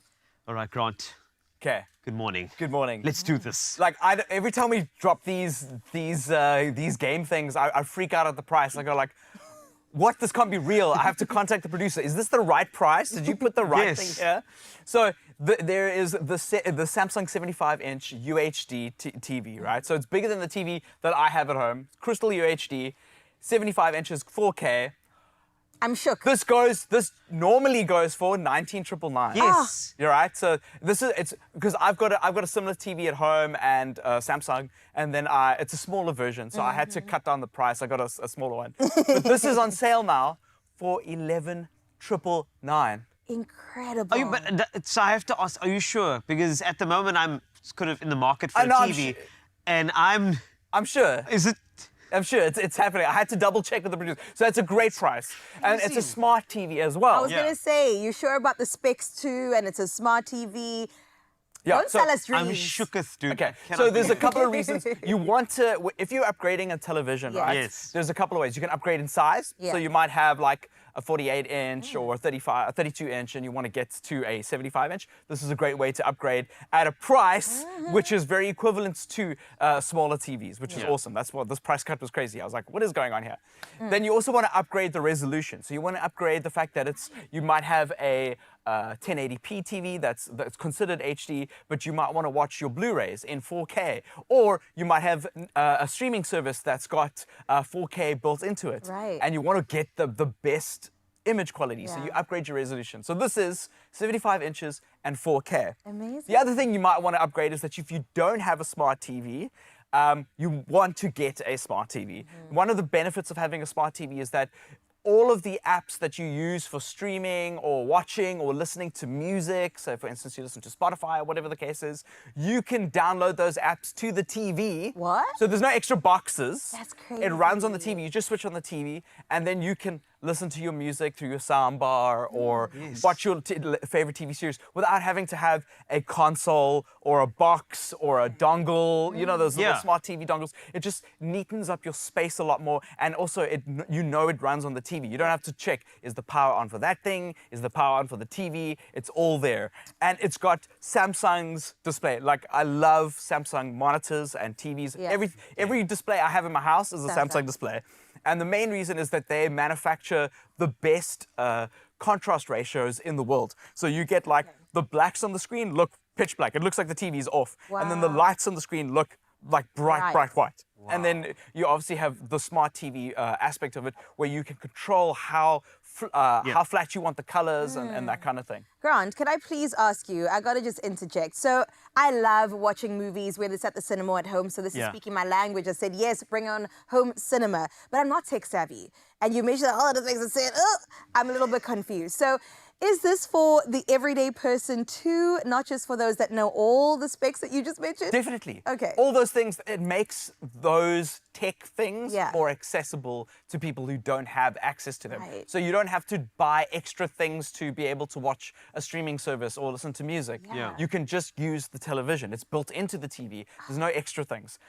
So it's super. You just need to remember your password and your login details. You can do that, I right? can try. You can do I'll that, write it on right? a piece of paper under my bed or something. There we go. Not giving away my Dusted. secret. So let's go to the tech savvy, namely gamers. Yes. A TV like this, you say Crystal UHD. How does it perform in the gaming space? Oh, it's great for gaming because obviously you get like a massive display. It is UHD and 4K. A lot of the new consoles that come out, so the Xbox Series X and the PlayStation 5, all do support 4K. So if you've got those consoles at home and you've got an older TV, this is an upgrade for your console. Think about it like that. So I always tell people who are looking at getting new TVs to understand that that is a really cool way to see a TV. It's also got a game mode on and game mode off, which means that it will decrease the latency between, say you're playing FIFA, right? And you press the button to score a goal. It has to send the signal to the console through the wireless controller, then through the HDMI cable into the TV, and then it has to send that signal back to your eyes. That's cool. There's a latency that happens there. So with a game mode on this Samsung screen means that you can, as soon as you press that, they've minimized the latency between all those points, so it's as instant as you can get. So when you press to score, you can't complain. You can go to your friend's house and go like, your TV settings are wrong. That's actually a pro tip there. If you've got a TV at home and you're playing games and you're like, what's going wrong?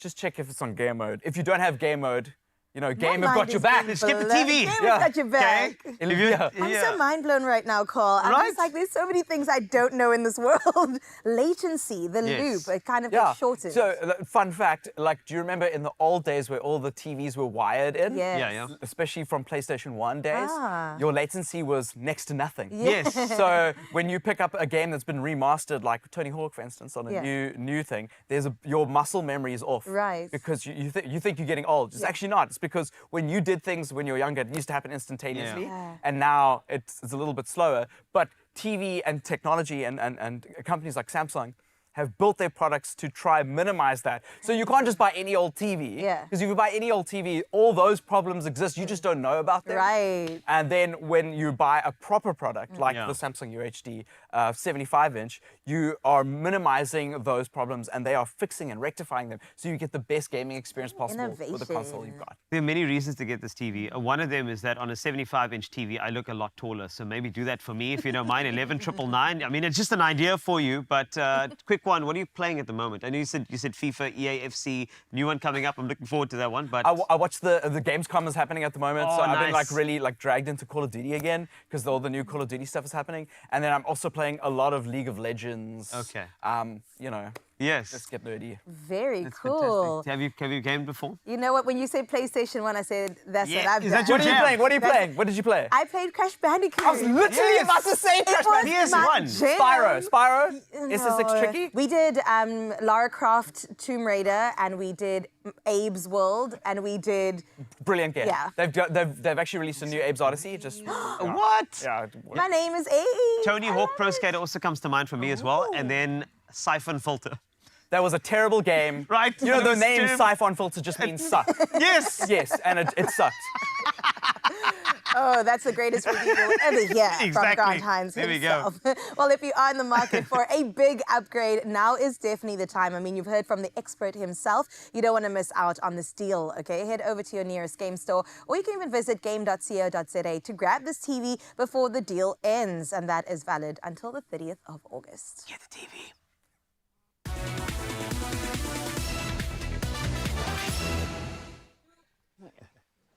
In this month's Styled by SA, my lovely, it is all about self-expression and honestly self-individuality and it being expressed through fashion. This is what we love about Woolies. They're always just encouraging us to do exactly that. Show who we are through the love of clothing. And this is why this morning we're joined by a dynamic design duo. It is none other than Kinilwe as well as Lubabalo and friends. We are getting to hear how it is that we can possibly, you know, upgrade our looks a little bit, but also how they, in fact, are leveling up these looks that our models have got today. Everybody, let's give them a feel-good welcome, please. It is Lou and Nay.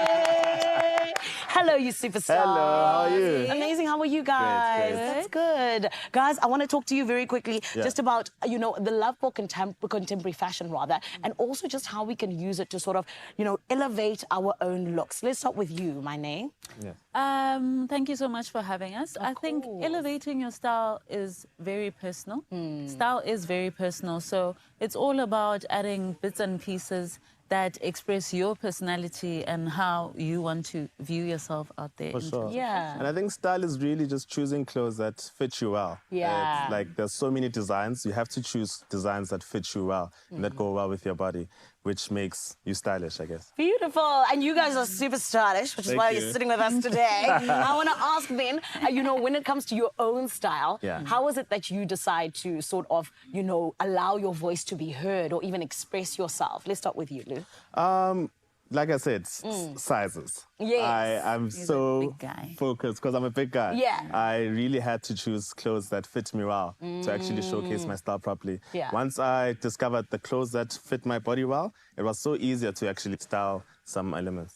I love that. For me, I literally am all about layers, and I think I dress a little bit more modest than normal. Yeah. So I really love a good layered look, and this is my style tip through and through. Beautiful. I die by that style tip. Beautiful. And honey, you've layered up nicely today. We see it and we love it. But guys, talk to us about this awesome campaign that you have with Woolworths. Of course, it is the hashtag Style by SA. What exactly is it about? And also, how do we rather speak to people authentically expressing themselves through fashion? Okay, you go first. You go first. Style by SA is basically about profiling different people in the creative industry and just celebrating creativity and design in the most powerful way ever. They allow you to express yourself fully and openly and just, And they gave us like an amazing opportunity. They were like, here are clothes, you bring the cameras, you choose how you want to creatively showcase this campaign. And it was like one of the amazing campaigns we've ever done because we were so expressive and we didn't stop at anything. We took it to the top. You definitely did. That was the fun thing. And I think that's what makes it even more authentic, is that they allow you to be who you are, authentically you. And interpret the brief how you see it. So that was one of the things I liked the most. Beautiful. Okay, well, guys, today I want to see this actually happening with us here and your lovely models that you've brought along today. Let's kick it off. Lou, you and your model, let's jump on. Welcome, bro. So basically, the base look for me, I like uniform. So I thought I should just have some uniform-inspired look. So he's wearing jeans, and I'm going to put on a denim jacket to go with the jeans. And one thing about denim, it is timeless, honey. Denim is timeless. Denim goes with everything. Yes. Sorry. Yeah. Lou, help them. Okay, let me help the man. Yes. So maybe just pull your sleeves up a bit. Ooh, now the styling comes in, Kesana. I love that. Yes. So with this look, he's got a T-shirt on, but you can always wear a striped shirt underneath. You can always wear a linen shirt. So you can either dress it up or dress it down. Nice. So this is what I like. So this is like a very handsome gentleman here. You put him in a denim jacket, and then he's going to wear scarves just to accessorize it and just give it that nice look. Come on. You're not trying to do too much today, You're just looking sexy, my boy. I love it. Okay, so how's is the scarf just going to be tied around his neck? Yeah, you can just tie it around his neck. You can just leave it on. And yeah, let's see. I like this. And another thing is, I don't think I see a lot of guys using those scarves, and I think more of them should, because that looks amazing. They should be playing, man. You can always play. Denim is here to play with. I love it. And just like that, we have a nice, delicious, amazing. This is exactly what we're looking for when we say hashtag Styled by SA. And I think more than anything else, this is expressive because just like you said, it allows us to play. Exactly. Right? Nice. Thank you very much. There you are. There we are. Lovely lady, come through. Let's see what you got for us, Nay. How are we elevating this look today, huh? So our model is starting off with a base of a denim skirt, a midi skirt. Yeah. Pencil classic silhouette. Love. And then just a denim shirt to keep it nice and slick. She can literally go out like this if she really wants to. True. And she has everything for it. The gold accessories bring out the gold detail in the stitching and everything. So the attention to detail always matters as well. Oh, are we going for the layers now, Nay? Is that what we're doing? Are we getting in there with the layers? Come on. Now we are just gonna help her get into the jacket. Yes. We're keeping the silhouette very fitted today because, sometimes you got a beautiful silhouette, honey. Yes, and sometimes not everything has to be baggy. It's a choice, but I like it baggy. But I think for everyday wear, fitted silhouette works perfectly. And I'm just gonna add some accessories to the look. Nice. So that it completes the look. Yes. I'm gonna pair it with this beautiful bag. And that bag has is beautiful. Can I have some it? gold embellishments, also like pulling in the earrings Yeah. and the beautiful face. You're just gonna hold the bag. And then obviously accessories. Excuse me. Some sunnies. Ooh, those sunnies, doll. Pull everything together. And then she's ready to go. Oh, I love this. And I feel like these Yes. looks are absolutely perfect. Quite so. Amazing. Oh, guys, look at you. I called you guys superstars, and you just proved exactly why. Thank you. And can I also just ask you, in terms of like denim, why is it that people should always just stay very confident in it, and the fact that it is always just in fashion? It's a staple, for one. It's something that everyone always has in their closet. I mean, how of everyone here has a piece of denim on? You're wearing denim, I am. you know? Yes. It's an easy staple to just put it to have in your closet, yeah. Beautiful. Guys, thank you so much for coming through. We appreciate you. Thank you. You Thank guys you for are having us. absolutely incredible, and hopefully see you again soon, all right? Thank you so much. Thank you, guys. Super. Oh, my goodness. Effortlessly versatile, and of course, as you know and as you heard, denim to denim, oh, friend, always a staple and one that works, and honestly and truly, it is timeless. And this is why it's so lovely to play with it when we talk about hashtag Styled by SA by Woolies.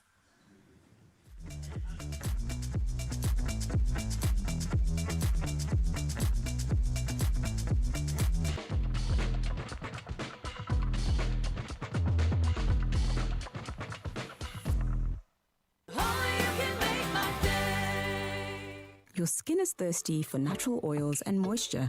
With soothing Triple Oat Complex, oat flour hydrates. Oat oil boosts ceramide levels and locks in moisture. Oat extract soothes itchy skin. Aveeno Skin Relief Moisturizing Lotion.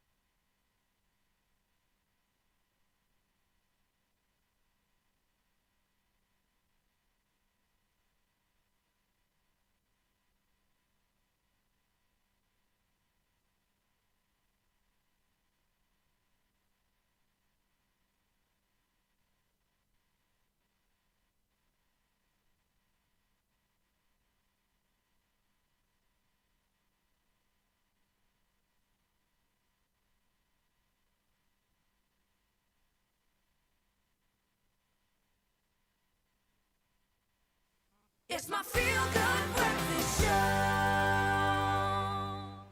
And this is how we close out our Feel Good Breakfast show. It is with an absolute superstar. Everybody, please give it up for Belinda Davids performing Whitney Houston's Greatest Love of All.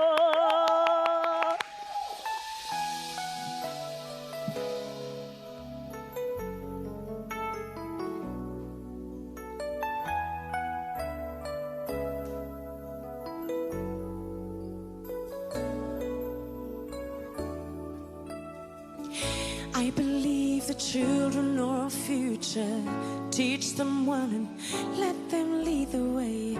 Show them all the beauty they possess inside. Give them a sense of pride to make it easier. Let the children's laughter remind us how we used to be. Everybody searching for a hero. People need someone to look up to. I never found anyone who fulfilled my needs. A lonely place to be. And so I learned to depend on me. I decided long ago never to walk in anyone's shadows. If I fail, if I succeed, at least I'll live as I believe. No matter what they take from me, they can't take away my dignity. Because the greatest love of all is happening to me. I found the greatest love of all inside of me. The greatest love of all is easy to achieve. Learning to love yourself. Another feel-good production. Say goodbye to nausea and cramps and say hello to delicious freedom with Nolax range of lactose-free milk and yogurt. Be free with lactose-free.